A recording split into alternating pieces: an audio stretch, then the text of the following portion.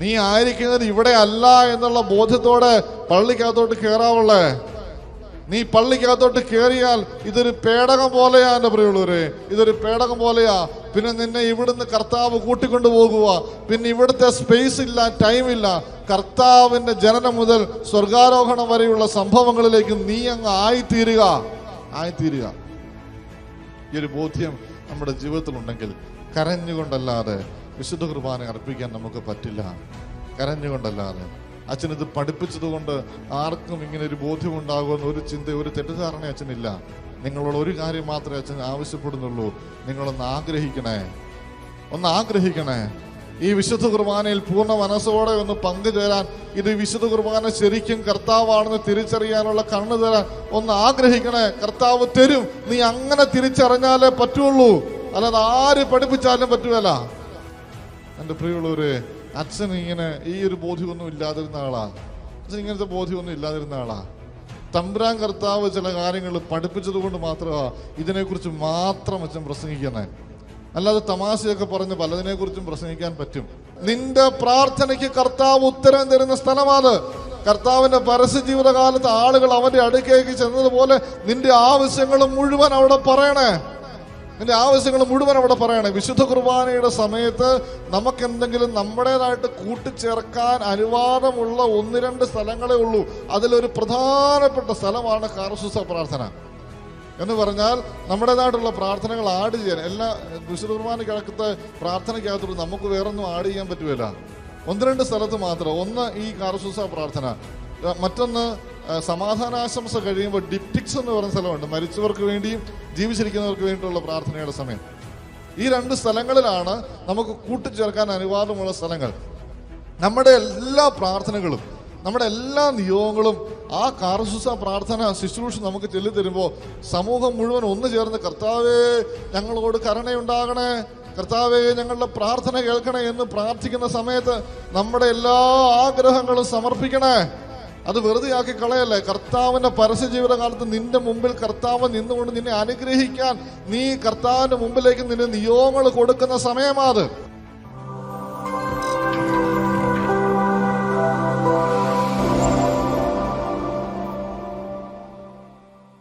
കർത്താവിന്റെ പീഡാനുഭവ യാത്രയിലൊക്കെ പങ്കുചേർന്ന് ഇറങ്ങിപ്പോവും. ഒരു പ്രാവശ്യമെങ്കിലും അങ്ങനെയൊന്ന് വിശുദ്ധ കുർബാന അർപ്പിക്കാനായിട്ട് പറ്റണം. ഇവിടെ അനുസ്മരിക്കുന്ന കാര്യങ്ങൾ എന്തൊക്കെയാണെന്നറിയാവോ? വിശുദ്ധ കുർബാനയുടെ സമയത്ത് തുടങ്ങുന്നത് ഇങ്ങനെയാണ്. നിങ്ങൾക്ക് പറ്റുമെങ്കിൽ ഇപ്പൊ നിങ്ങൾ വീട്ടിൽ തന്നെയാണല്ലോ, വിശുദ്ധ കുർബാന പുസ്തകം ഒന്ന് എടുത്തു വെച്ച് ഒന്ന് നോക്കുന്നത് നല്ലതാണ്. അച്ഛൻ ഇപ്പൊ പറഞ്ഞ് ഇങ്ങനെ പോകുന്ന സമയത്ത് പറ്റുവാണെങ്കിൽ വിശുദ്ധ കുർബാനയുടെ പുസ്തകം ഒന്ന് എടുത്തു വെച്ച് നോക്കുക. കുർബാന തുടങ്ങുന്നത് എങ്ങനെയാ? വിശുദ്ധ കുർബാന തുടങ്ങുന്നത് അത് വലിയ പാടാണ് അല്ലേ? കാരണം എന്നാളൊരു കല്യാണത്തിന് വേദപാഠം കേൾക്കാൻ ഒരുത്തം വന്നു. അവൻ പണ്ട് 8ാം ക്ലാസ് വരെ വേദപാഠം പഠിച്ചിട്ടുള്ളൂ. അവനും കെട്ടിക്കണമല്ലോ. അപ്പോൾ അവൻ അത്യാവശ്യം പ്രാർത്ഥനകളൊക്കെ പഠിപ്പിച്ചു. ഇതെല്ലാം കഴിഞ്ഞിട്ട് അച്ഛൻ്റെ മുമ്പിൽ വേദപാഠം കേൾക്കാൻ വരുന്ന പരിപാടി ഉണ്ടല്ലോ. അപ്പം ഇവൻ അന്നെങ്ങാണ്ട് കുർബാനയ്ക്ക് വന്നതാ, പിന്നെ കുർബാനയ്ക്കൊന്നും വന്നിട്ടൊന്നുമില്ല. അത്രയും നാൾ തന്നെ താമസിച്ചെങ്ങാണ്ടൊക്കെയാണ് പോയേക്കുന്നത്. അപ്പം ഞാൻ ഇവനോട് എളുപ്പമുള്ളൊരു ക്വസ്റ്റ്യൻ ചോദിച്ചു, എടാ കുർബാനയുടെ ആദ്യത്തെ പാട്ടെന്നാടാ? കുർബാനയുടെ ആദ്യത്തെ പാട്ടെന്നാ? അവൻ കുറേ നേരമൊക്കെ എടുത്തും പിടിച്ചൊക്കെ നോക്കി, ഒരു രക്ഷയില്ല. ഞാൻ പറഞ്ഞടാ നീ കുർബാന പുസ്തകം എടുത്തു നോക്കിയിട്ടെങ്കിലും പറയടാ എന്ന് പറഞ്ഞു. അവൻ എടുത്തു നോക്കി. അവൻ കണ്ടിട്ടുള്ള കുർബാന പുസ്തകത്തിന്റെ ആദ്യത്തെ പേജ് സർവാധിപന, അവിടെ മുതലേ ഉള്ളൂ. അവന് കുർബാന പുസ്തകത്തിൽ അവിടെ മുതലേ ഉള്ളൂ. അതിനു മുമ്പ് എന്താന്ന് പോലും അവൻ കേട്ടിട്ടില്ല. വിശുദ്ധ കുർബാനയുടെ തുടക്കം മുതൽ അവസാനം വരെ സംഭവിക്കുന്നത് എന്താണ് എന്ന് എൻ്റെ പ്രിയമുള്ളവരെ നമുക്കൊരു വ്യക്തമായ ബോധമുണ്ടാവണം. വിശുദ്ധ കുർബാനയുടെ തുടക്കം എന്താ? ഏത് പാട്ടാ? അന്നാ പെസഹ തിരുനാളിൽ കർത്താവരുളിയ കൽപ്പന പോൽ തിരുനാമത്തിൽ ചേർന്നിടാം, ഒരുമയോടെ ഈ ബലി അർപ്പിക്കാം. അച്ഛൻ തിരുവസ്ത്രങ്ങളും ഒക്കെ അണിഞ്ഞ് ഇവിടെ വന്ന് നിന്നുകൊണ്ട് ആദ്യം എല്ലാവരോടുമായിട്ട് പറയുകയാണ്, അന്നാ പെസഹ തിരുനാളിൽ കർത്താവ് അരുളിയ കൽപ്പന പോൽ തിരുനാമത്തിൽ ചേർന്നിടാം, ഒരുമയോടെ ഈ ബലി അർപ്പിക്കാം. എന്താ അതിന്റെ അർത്ഥം? അച്ഛൻ എല്ലാവരോടുമായിട്ട് പറയുകയാണ്, എൻ്റെ പ്രിയപ്പെട്ടവരെ, നമ്മൾ ഈ കുർബാന അർപ്പിക്കുന്നത് എന്തിനാണെന്നറിയാവോ? അന്ന് പെസഹ തിരുനാളിൻ്റെ അന്ന് കർത്താവ് ഒരു കാര്യം പറഞ്ഞില്ലേ, നിങ്ങൾ എൻ്റെ നാമത്തിൽ ഒരുമിച്ച് കൂടുമ്പോൾ എൻ്റെ ഓർമ്മയ്ക്കായി ഇത് ചെയ്യുവിൻ, എൻ്റെ ഓർമ്മയ്ക്കായി ഇത് ചെയ്യുവിൻ. ഈ കൽപ്പന അനുസരിച്ചാണ് നമ്മൾ ഈ കുർബാന തുടങ്ങുന്നത് എന്നാണ് അച്ഛൻ പറയുന്നത്. അപ്പൊ ആളുകളെല്ലാം കൂടെ ഒരു കാര്യം കൂടെ തിരിച്ച് മറുപടി പറയും. അനുരഞ്ജിതരായി തീർന്നിടാം, നവമൊരു പീഠം ഒരുക്കിയിടാം, ഗുരുവിൻ സ്നേഹമൊടിയാകും തിരുമുമ്പാകെ അണച്ചിടാം. ആളുകൾ പറയാണ്, അച്ഛാ ആ ഒരു കൽപ്പന മാത്രമല്ല അച്ഛാ അന്ന് കർത്താവ് തന്നത്, ഒന്നുകൂടെ തന്നിരുന്നു. ഞാൻ നിങ്ങളെ സ്നേഹിച്ചതുപോലെ ഗുരുവിൻ സ്നേഹമൊടിയാകും, ഞാൻ നിങ്ങളെ സ്നേഹിച്ചതുപോലെ നിങ്ങളും പരസ്പരം സ്നേഹിച്ച് പുതിയ ബലിപീഠത്തിൽ നമുക്ക് ഈ കാഴ്ച അർപ്പിക്കാം, ഈ ബലി അർപ്പിക്കാം എന്നാണ് ആളുകൾ പറയുക. അച്ഛൻ ഉടനെ പറയുകയാണ്, അത്യുന്നതങ്ങളിൽ ദൈവത്തിന് സ്തുതി. എന്താ സംഭവം? അച്ഛൻ പറയാ, ഇതാ ഇവിടെ ഈശോ ജനിച്ചിരിക്കുന്നു. ഈശോ ജനിച്ച സമയത്ത് മാലാഖമാരുടെ ഗാനം അവിടെ പാടുന്നത്, അത്യുന്നതങ്ങളിൽ ദൈവത്തിന് സ്തുതി. അച്ഛൻ എല്ലാവരോടുമായിട്ട് പറയുക, ഇതാ ഇപ്പോ ഇവിടെ ഈശോ ജനിച്ചിരിക്കുന്നു. എന്റെ പ്രിയമുള്ളവരെ, പിന്നെ ഈ അമ്പൂരി നിൽക്കല്ലേ, നേരെ ബെത്ലഹേമിൽ പോയി നിൽക്കണം. അവിടെ ചെന്ന് മാതാവിന്റെ കൂടെ നിൽക്കണം. നിങ്ങള് വേണമെങ്കിൽ ഹെറോദോസിന്റെ കൂടെ നിൽക്കാം, എല്ലാത്തിനെയും വിമർശിച്ചുകൊണ്ട്. അതല്ല, മാതാവിന്റെ കൂടെ നിനക്ക് നിൽക്കാൻ പറ്റും പുൽക്കൂടിൽ. അച്ഛനിവിടെ പറയുക, അത്യുന്നതങ്ങളിൽ ദൈവത്തിന് സ്തുതി, ഇതാ നമ്മുടെ കർത്താവ് നമ്മുടെ ഇടയിൽ ജനിച്ചിരിക്കുന്നു. ഉടനെ ആളുകൾ എല്ലാവരോട് എഴുന്നേറ്റ് നിന്നുകൊണ്ട് സ്വർഗസ്ഥനായ ഞങ്ങളുടെ പിതാവേ എന്ന് പറഞ്ഞ് പ്രാർത്ഥിക്കുക. ഈശോയെ ഞങ്ങളുടെ ഇടയിലേക്ക് തന്നെ സ്വർഗസ്ഥനായ ഞങ്ങളുടെ പിതാവേ നിനക്ക് നന്ദി. മാലാഖമാരുടെ കൂടെ ചേർന്ന് നിന്നുകൊണ്ട് പ്രാർത്ഥിക്കുന്നു. അവിടെ ബെത്ലഹേമിൽ മാലാഖമാരുണ്ടായിരുന്നത് കൊണ്ട് ആ മാലാഖമാരുടെ കൂടെ ചേർന്ന് നിന്നുകൊണ്ട് പ്രാർത്ഥിക്കുന്നത് കൊണ്ടാണ് പരിശുദ്ധൻ പരിശുദ്ധൻ പരിശുദ്ധൻ എന്ന മാലാഖമാരുടെ പാട്ടും കൂടെ ഇതിനോട് ചേർത്ത് വെച്ച് സ്വർഗസ്ഥനായ പിതാവെ നമ്മൾ ചൊല്ലുന്നത്. വീണ്ടും നമ്മൾ കാണുകയാണ്, എല്ലാവരും കൂടെ ചേർന്ന് സങ്കീർത്തന ആലാപനം നടത്തുകയാണ്. സങ്കീർത്തന ആലാപനം എന്താണ് ഈ സങ്കീർത്തനം എന്ന് പറയുക? യഹൂദരുടെ പ്രാർത്ഥനാ പുസ്തകമാണ് സങ്കീർത്തനം. കർത്താവ് യേശു മിശിഹായുടെ ജീവിതത്തില് അവന്റെ പ്രാർത്ഥനാ പുസ്തകമാണ്. അവന്റെ രഹസ്യ ജീവിത കാലത്ത് അവൻ പ്രാർത്ഥിച്ചുകൊണ്ടിരുന്നതാണ് ഈ സങ്കീർത്തനങ്ങൾ. ഈശോയോട് ചേർന്ന് ഈശോയുടെ ഒരു കൂട്ടുകാരനായി പോയി, ഈശോയുടെ ഒരു കൂട്ടുകാരിയെ പോലെ ഈശോയോട് ചേർന്നിരുന്ന് പ്രാർത്ഥിക്കുകയാണ്. അവിടെ ഈശോയുടെ രഹസ്യ ജീവിത കാലമാണ് നമ്മൾ അവിടെ അനുസ്മരിക്കുക. ഈശോയുടെ കൂടെ നിൽക്കാൻ പറ്റണം, അവനോട് കൂടെ ചേർന്ന് സങ്കീർത്തനങ്ങളുടെ സമയത്ത് പ്രാർത്ഥിക്കാൻ പറ്റണം, അല്ലേ? സങ്കീർത്തനങ്ങളുടെ സമയത്ത് ഈശോയോട് കൂടെ നിന്ന് പ്രാർത്ഥിക്കാൻ പറ്റുന്ന അവസരം നിങ്ങളൊന്ന് ഒന്ന് ഒന്ന് ചിന്തിച്ചാൽ, ഒന്ന് സ്വപ്നം പോലെ ഒന്ന് കണ്ടുകൊണ്ട് പോയാൽ, എൻ്റെ പ്രിയമുള്ളവരെ, ഇത് ഭയങ്കര ഒരു അനുഭവമാണ്. വിശുദ്ധ കുർബാനയുടെ സമയം എന്ന് പറയുന്നത് ഭയങ്കര അനുഭവമാണ്. ഈശോയുടെ രഹസ്യ ജീവിത കാലത്ത് അവൻ ചെയ്തിട്ടുള്ള പ്രവർത്തികളിലൂടെയൊക്കെ നമ്മളെ കൂട്ടിക്കൊണ്ടുപോകും. നമുക്ക് തിരിച്ചറിവുകൾ തരും തമ്പുരാൻ, നമുക്ക് വെളിപ്പെടുത്തലുകൾ തരും. വിശുദ്ധ ബൈബിളിൽ ഈശോയുടെ രഹസ്യ ജീവിത കാലത്തെക്കുറിച്ച് പല അറിവുകളുമില്ല. പക്ഷേ വിശുദ്ധ കുർബാനയുടെ സമയത്ത് നീ ഈശോയോട് ചേർന്ന് നിന്ന് സങ്കീർത്തന ആലാപനം നടത്തിയാൽ നിനക്കവൻ വെളിപ്പെടുത്തി തരും അവൻ എന്തൊക്കെയാ ചെയ്തുകൊണ്ടിരുന്നത്. നിന്റെ പോലത്തെ ജീവിത സാഹചര്യങ്ങൾ ഉണ്ടായ സമയത്ത് അവൻ എങ്ങനെയാ പെരുമാറിയത്, നീ ഇനി എങ്ങനാ പോകണ്ടേ എന്ന് അവൻ നിനക്ക് കാണിച്ചു തരും. കണ്ണു തുറന്ന് കണ്ടാൽ മാത്രം മതി. അവനോട് ചേർന്നിരുന്ന് സങ്കീർത്തനങ്ങൾ നടത്തണം. കർത്താവേ മമ രാജാവേ എന്നുള്ള പാട്ടൊക്കെ പാടുമ്പോൾ എൻ്റെ പ്രിയമുള്ളവരെ, ഈശോയോട് ചേർന്ന് നിന്നുകൊണ്ട് പ്രാർത്ഥിക്കണം.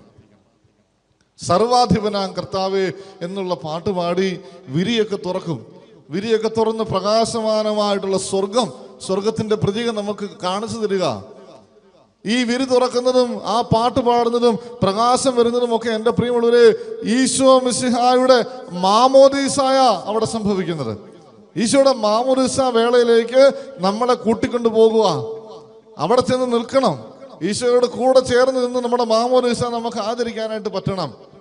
അവിടെ ഈശോയുടെ മാമോദീസ വേളയാ. സ്വർഗം തുറക്കപ്പെട്ടു, പിതാവിന്റെ സ്വരം കേട്ടു, പരിശുദ്ധാത്മാവ് പ്രാവിന്റെ രൂപത്തിൽ ഇറങ്ങി വന്നു.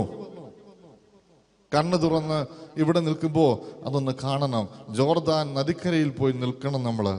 ജോർദാൻ നദിക്കരയിൽ പോയി നിൽക്കണം. ഇവിടെ ഇരുന്നുകൊണ്ട് നിന്നെ ജോർദാൻ നദിക്കര കർത്താവ് കാണിച്ചു തരും. അവിടെ സ്വർഗം തുറന്ന് നിനക്ക് കാണാൻ പറ്റും. പിന്നെ നീ അൽത്താരയിലേക്ക് നോക്കുമ്പോൾ നീ കാണുന്നത് ഈ അൽത്താര ആയിരിക്കുകയല്ല, സ്വർഗമായിരിക്കും. സ്വർഗം. ഇത് ചിന്തിച്ചുകൊണ്ട് വിശുദ്ധ കുർബാനയിൽ പങ്കുചേരണം. വെറുതെ നിന്ന് പാട്ട് പാടല്ലേ, ഇത് ചിന്തിച്ചുകൊണ്ട് നിൽക്കണം. അത് ചിന്തിച്ചുകൊണ്ട് നിന്നാലേ തൊട്ടടുത്ത പാട്ട് ആത്മാർത്ഥതയോടെ നമുക്ക് പാടാൻ പറ്റുള്ളൂ. പരിശുദ്ധനായ ദൈവമേ, പരിശുദ്ധനായ ബലവാനേ, പരിശുദ്ധനായ അമർത്തനേ, ഞങ്ങളുടെ മേൽ കൃപയുണ്ടാകണമേ. സ്വർഗം കണ്ടവന്റെ സന്തോഷത്തിൽ പാടുന്ന പാട്ടാത്. യെശയ്യാ പ്രവാചകൻ സ്വർഗം കണ്ടു കഴിഞ്ഞപ്പോൾ അവിടുത്തെ പ്രാർത്ഥനയായിരുന്നു അത്. സ്വർഗം കണ്ടു കഴിയുമ്പോൾ ഉണ്ടാകുന്ന സന്തോഷത്തിൽ നിന്നുകൊണ്ട് വേണം അത് പാടാൻ. അത് പാടാൻ പറ്റണമെങ്കിൽ അതിനു മുമ്പ് നീ ജോർദാൻ നദിക്കരയിൽ പോയി നിന്ന് സ്വർഗം കാണണം. ഇവിടെ നിന്നോണ്ട് ഈ അൾത്താര കണ്ടാൽ മാത്രം പോലെ, അൾത്താര കണ്ടാലുള്ള ഒരു കുഴപ്പമെന്നറിയാവോ? ഇവിടെ നിൽക്കുന്ന ലൈറ്റ് സെറ്റിങ്സും അത് ഇതൊക്കെ ആയിരിക്കും നിന്റെ ചിന്ത. ആ ലൈറ്റ് കത്തിയില്ലല്ലോ, ഈ ലൈറ്റിന് എന്നാ പറ്റി, അവിടെ ഫാൻ ഇല്ലല്ലോ, ഇവിടെ ഇത് വെച്ചില്ലല്ലോ, ഇതൊക്കെ ആയിരിക്കും നിന്റെ ചിന്ത.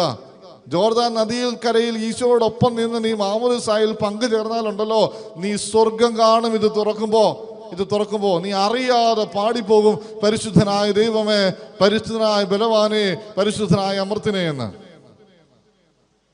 വീണ്ടും കർത്താവിന്റെ പരസ്യ ജീവിതകാലം അവിടെ ആരംഭിക്കുക ഈശോയുടെ മാമോദിസായിലൂടെ. മാമോദിസ കഴിഞ്ഞു കഴിയുമ്പോൾ അവൻ വചനം എടുത്തു വെച്ച് വ്യാഖ്യാനിച്ചു കൊടുക്കാനായിട്ടൊക്കെ തുടങ്ങി. വചനം ആളുകളോട് പറയാൻ തുടങ്ങി. അവൻ സിനഗോഗിൽ പോയി പ്രസംഗിച്ചു തുടങ്ങി, വചനം പറയാൻ തുടങ്ങി. അതുകൊണ്ടാണ് പഴയ നിയമം മുതൽ പുതിയ നിയമം വരെയുള്ള ഒരു വായനയുണ്ട്. പഴയ നിയമം മുതൽ അന്ന് വരെയുള്ള സർവ്വകാര്യങ്ങളും തന്നിൽ പൂർത്തിയാകുന്നു എന്ന രീതിയിൽ കർത്താവ് എല്ലാവർക്കും പറഞ്ഞു കൊടുത്തില്ലേ. അതുകൊണ്ട് പഴയ നിയമവും പുതിയ നിയമവും നമ്മൾ അവിടെ വെച്ചാണ് വായിക്കുക. ഈശോയുടെ പരസ്യ ജീവിതകാലത്ത് അവന്റെ കൂടെ സഞ്ചരിക്കണം. ഇത് കേൾക്കുന്നത് കർത്താവിന്റെ വായിൽ നിന്നാവണം. ഇവിടെ ശുശ്രൂഷ വായിക്കുമ്പോൾ ശുശ്രൂഷയെ ആയിരിക്കരുത് നീ കാണുന്നത്. കർത്താവ് അവന്റെ പരസ്യ ജീവിതകാലത്ത് അവൻ എല്ലാവരോടും വചനം പറഞ്ഞത് ഇവിടെ കണ്ണു തുറന്നൊന്ന് കാണണം. അങ്ങനെ നീ ഒന്ന് കേട്ടേ, നിനക്ക് വചനം മനസ്സിലാകും. ഈശോ പറഞ്ഞു തരുന്നതാണ് എന്ന് വിചാരിച്ച് നീ ഒന്ന് കേട്ടേ, നിനക്ക് വചനം മനസ്സിലാകും. എല്ലാ ദിവസവും ദിവസങ്ങളിലാണെങ്കിൽ പോലും അച്ഛന്മാർ ഒരു 2 വാക്ക് ഈ വായിച്ച ഭാഗത്തെ കുറിച്ച് പറയാറുണ്ട്. അതെന്താണെന്നറിയാവോ? അവിടെ അനുസ്മരിക്കുന്നത് ഈശോ മിശിഹ പരസ്യ ജീവിതകാലത്ത് വചനം പറയുക മാത്രമല്ല, അത് വിശദീകരിച്ചു കൊടുക്കുക കൂടെ ചെയ്തു. അത് അച്ഛന് 2 വാക്ക് പറയുന്നത് അച്ഛന് പ്രസംഗിക്കാനുള്ള വലിയ ആഗ്രഹം കൊണ്ടൊന്നുമല്ല. അത് പറഞ്ഞില്ലെങ്കിൽ അങ്ങനെ ഒരു സംഭവം ഇല്ലാതെയായി പോവുക, അങ്ങനെ ഒരു അനുസ്മരണം ഇല്ലാതായി പോവുക. അതുകൊണ്ടാണ് അത് ഉൾപ്പെടെ അവിടെ ചെയ്യുക. അതിനെ തുടർന്ന് നിങ്ങൾ ശ്രദ്ധിക്കുക, കാറസൂസ പ്രാർത്ഥനയാണ്. കാറസൂസ പ്രാർത്ഥന ഈശോയുടെ പരസ്യ ജീവിതകാലത്ത് ഒത്തിരിയേറെ ആളുകൾ അവന്റെ അടുക്കിലേക്ക് വന്നിട്ട് അവനോട് അപേക്ഷിച്ചു. അവരുടെ പല പല പല പല നിയോഗങ്ങൾ അവന്റെ മുമ്പിൽ സമർപ്പിച്ചു. ഒരെണ്ണത്തോട് പോലും കർത്താവ് നോ എന്ന വാക്ക് പറഞ്ഞിട്ടില്ല. എൻ്റെ പ്രിയമുള്ളവരെ, നിങ്ങൾ ഓർത്തോണം, കാറസൂസ പ്രാർത്ഥന എന്ന് പറയുന്നത് വെറുതെ കണ്ണുടച്ച് വിടരുത്. നിന്റെ പ്രാർത്ഥനയ്ക്ക് കർത്താവ് ഉത്തരം തരുന്ന സ്ഥലമാണ്. കർത്താവിന്റെ പരസ്യ ജീവിതകാലത്ത് ആളുകൾ അവന്റെ അടുക്കേക്ക് ചെന്നതുപോലെ നിന്റെ ആവശ്യങ്ങൾ മുഴുവൻ അവിടെ പറയണേ.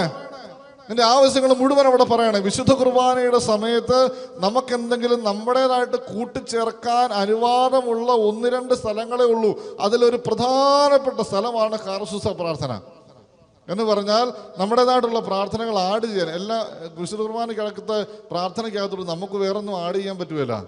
1-2 സ്ഥലത്ത് മാത്രം. ഒന്ന് ഈ കാറസൂസ പ്രാർത്ഥന, മറ്റൊന്ന് സമാധാനാശംസ കഴിയുമ്പോൾ ഡിപ്റ്റിക്സ് എന്ന് പറയുന്ന സ്ഥലമുണ്ട്. മരിച്ചവർക്ക് വേണ്ടിയും ജീവിച്ചിരിക്കുന്നവർക്ക് വേണ്ടിയിട്ടുള്ള പ്രാർത്ഥനയുടെ സമയം. ഈ 2 സ്ഥലങ്ങളിലാണ് നമുക്ക് കൂട്ടിച്ചേർക്കാൻ അനുവാദമുള്ള സ്ഥലങ്ങൾ. നമ്മുടെ എല്ലാ പ്രാർത്ഥനകളും നമ്മുടെ എല്ലാ നിയോഗങ്ങളും ആ കാറസൂസ പ്രാർത്ഥന ശുശ്രൂഷ നമുക്ക് ചൊല്ലിത്തരുമ്പോൾ സമൂഹം മുഴുവൻ ഒന്ന് ചേർന്ന് കർത്താവേ ഞങ്ങളോട് കരുണയുണ്ടാകണേ, കർത്താവേ ഞങ്ങളുടെ പ്രാർത്ഥന കേൾക്കണേ എന്ന് പ്രാർത്ഥിക്കുന്ന സമയത്ത് നമ്മുടെ എല്ലാ ആഗ്രഹങ്ങളും സമർപ്പിക്കണേ. അത് വെറുതെ ആക്കി കളയല്ലേ. കർത്താവിന്റെ പരസ്യ ജീവിതകാലത്ത് നിന്റെ മുമ്പിൽ കർത്താവ് നിന്നുകൊണ്ട് നിന്നെ അനുഗ്രഹിക്കാൻ നീ കർത്താവിന്റെ മുമ്പിലേക്ക് നിന്റെ നിയോഗങ്ങൾ കൊടുക്കുന്ന സമയമാത്. അത് കൊടുക്കണം. അതിനെ തുടർന്നുള്ള 1 ഭാഗങ്ങൾ നിങ്ങൾ ശ്രദ്ധിക്കണേ. അതിനെ തുടർന്നുള്ള ഭാഗങ്ങൾ വീണ്ടും വിശ്വാസ പ്രമാണമൊക്കെ ചൊല്ലി നമ്മൾ അൾത്താരയിലേക്ക് പ്രവേശിക്കാനായിട്ടൊക്കെ പോവുക. അതിന് തൊട്ടു മുമ്പ് ഒരു രംഗമുണ്ട്. കർത്താവ് ഈശോ മിശിഹായുടെ പീഡാനുഭവ യാത്രയെ സൂചിപ്പിക്കുന്ന ഒരു സംഭവം. നിങ്ങൾ ശ്രദ്ധിച്ചിട്ടുണ്ടോ എന്ന് അറിഞ്ഞുകൂടാ. കർത്താവിൽ ഞാൻ ദൃഢമായി ശരണപ്പെട്ടു എന്ന് പറഞ്ഞുകൊണ്ട് ഒരു പാട്ട് പാടുകയാണ്. ആ പാട്ടിന്റെ സമയത്ത് എൻ്റെ പ്രിയമുള്ളവരെ 2 വശത്തു നിന്നും, അൾത്താരയുടെ 2 വശത്തു നിന്നും അപ്പവും വീഞ്ഞും എടുത്തുകൊണ്ട് പോയി ഈ ബലിപീഠത്തിൽ കൊണ്ടുവന്ന് പ്രതിഷ്ഠിക്കുന്ന ഒരു രംഗമുണ്ട്. എൻ്റെ പ്രിയമുള്ളവരെ, അച്ഛൻ കണ്ടിട്ടുണ്ട് ആ സമയത്ത് ഒത്തിരിയേറെ ആളുകൾ കരയുന്നത്. ഇതിന്റെ അർത്ഥം മനസ്സിലാക്കി വിശുദ്ധ കുർബാന അർപ്പിക്കുന്ന സമയത്ത് ഒത്തിരിയേറെ ആളുകൾ കരയുന്നത് അച്ഛൻ കണ്ടിട്ടുണ്ട്. ഇന്ന് നമ്മൾ വിശുദ്ധ കുർബാന അർപ്പിക്കുന്ന സമയത്തുണ്ടല്ലോ എൻ്റെ പ്രിയമുള്ളവര്, ഈ അർത്ഥങ്ങളൊന്ന് മനസ്സിലാക്കിക്കൊണ്ട് വേണം ഇന്നത്തെ വിശുദ്ധ കുർബാനയിൽ നിങ്ങൾ പങ്കുചേരാൻ. ഇന്നത്തെ വിശുദ്ധ കുർബാനയിൽ നിങ്ങൾ അങ്ങനെ പങ്കുചേർന്നാൽ നീ കണ്ണിൽ കാണും 2 വശത്തു നിന്നും തിരുശരീരവും തിരുരക്തവും എടുത്തുകൊണ്ട് വരുന്നത് കർത്താവിന്റെ പീഡാനുഭവ യാത്രയിലുള്ള നിന്റെ പങ്കുചേരലാണെന്ന് നീ ഒന്ന് ബോധ്യപ്പെട്ടേ. നീ കാണും കർത്താവ് കുരിശും എടുത്തുകൊണ്ട് അങ്ങോട്ടേക്ക് പോകുന്നേ. കണ്ണു തുറന്നൊന്ന് കാണണം എൻ്റെ പ്രിയരെ. ഈശോയുടെ പീഡാനുഭവ യാത്രയിൽ അവനെ ആശ്വസിപ്പിക്കുന്നവരുടെ കൂട്ടത്തിൽ പോയി നിൽക്കണേ. അവനെ ആശ്വസിപ്പിക്കുന്നവരുടെ കൂട്ടത്തിൽ പോയി നിൽക്കണേ. കാഴ്ചക്കാരായിട്ട് നിൽക്കല്ലേ, കാഴ്ചക്കാരായിട്ട് നിൽക്കല്ലേ. പലപ്പോഴും സംഭവിക്കുന്ന ഒരു കാര്യം, ആ സമയത്ത് പലർക്കും ഒരു ബോധ്യം പോലും ഇല്ല. ഇത് പലപ്പോഴും കാണുക പോലും ചെയ്യുന്നില്ല. വെറുതെ സമയം കളയണ്ടല്ലോ, എന്തിനാ ബലിപീഠത്തിൽ തന്നെ അങ്ങോട്ടും ഇങ്ങോട്ടും വെച്ചിട്ട് എടുത്ത് ഉയർത്തിയാൽ പോരാ എന്ന് ചോദിച്ചാൽ പോരാ. അവിടെ സംഭവിക്കുന്നത് ഈശോയുടെ പീഡാനുഭവ യാത്രയാണ്. അതുകൊണ്ട് രണ്ട് വശത്തു നിന്നും ആഘോഷപൂർവ്വമായി എടുത്തുകൊണ്ട് വരുന്നത്. അത് യാത്ര നടത്തുമ്പോൾ ആ യാത്രയിൽ നീ പങ്കുചേരണേ. കർത്താവിന്റെ പീഡാനുഭവ യാത്രയിൽ നീ പങ്കുചേരണേ പൂർണ്ണ മനസ്സോടെ. നീ കാണും അവിടെ കർത്താവ് പീഡ സഹിക്കുന്നത്. അവന്റെ മുഖം ഒന്ന് ഒപ്പിയെടുക്കാൻ നിന്നെ കൊണ്ട് പറ്റും. നിന്റെ ഹൃദയത്തിൽ അവന്റെ മുഖം ഒപ്പിയെടുക്കാൻ പറ്റണം. അൽത്താരയിലേക്ക് കൊണ്ടുവന്നിട്ട് കൈ രണ്ടും മുകളിലേക്ക് ഉയർത്തി, കുരിശാകൃതി മുകളിലേക്ക് ഉയർത്തി അച്ഛൻ പ്രാർത്ഥിക്കുന്നുണ്ട്. നിങ്ങൾ ശ്രദ്ധിച്ചിട്ടുണ്ടാവും. രണ്ട് കൈയും ഇങ്ങനെ കുരിശാകൃതിയും മുകളിലേക്ക് തിരുവോസ്തിയും തിരുരക്തവും മുകളിലേക്ക് ഉയർത്തി പ്രാർത്ഥിക്കുന്നുണ്ട്. ഇതാ നമ്മുടെ കർത്താവ് കുരിശിൽ പിടഞ്ഞു മരിക്കുന്നു എന്നതാണ്. ഇതാ നമ്മുടെ കർത്താവ് കുരിശിൽ പിടഞ്ഞു മരിക്കുന്നു. ആ സമയത്ത് നിന്ന് നമുക്ക് എങ്ങനെ ഇരിക്കാൻ പറ്റും എൻ്റെ പ്രിയമുള്ളവരെ?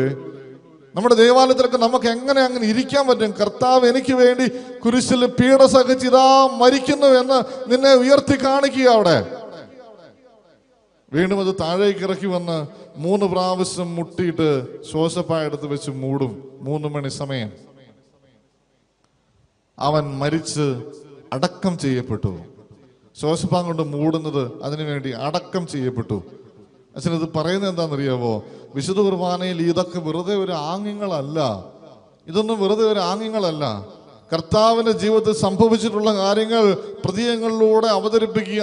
ആ സമയത്ത് നമ്മളെ കൂട്ടിക്കൊണ്ടുപോവുക കാൽവരിയിലേക്ക്. നമ്മൾ ഇവിടെ അല്ല, പിന്നെ കാൽവരിയിലാണെന്നുള്ള ബോധത്തോടെ നിൽക്കണം. ഇവിടെ കർത്താവിന്റെ കുരിശിൻ ചുവട്ടില് നട്ടുച്ചയ്ക്ക് പൊരിഞ്ഞ വെയിലത്ത് പിടഞ്ഞു മരിക്കുന്നവന്റെ കുരിശിന്റെ ചുവട്ടിൽ നിൽക്കുന്ന അനുഭവത്തിൽ നിൽക്കണം.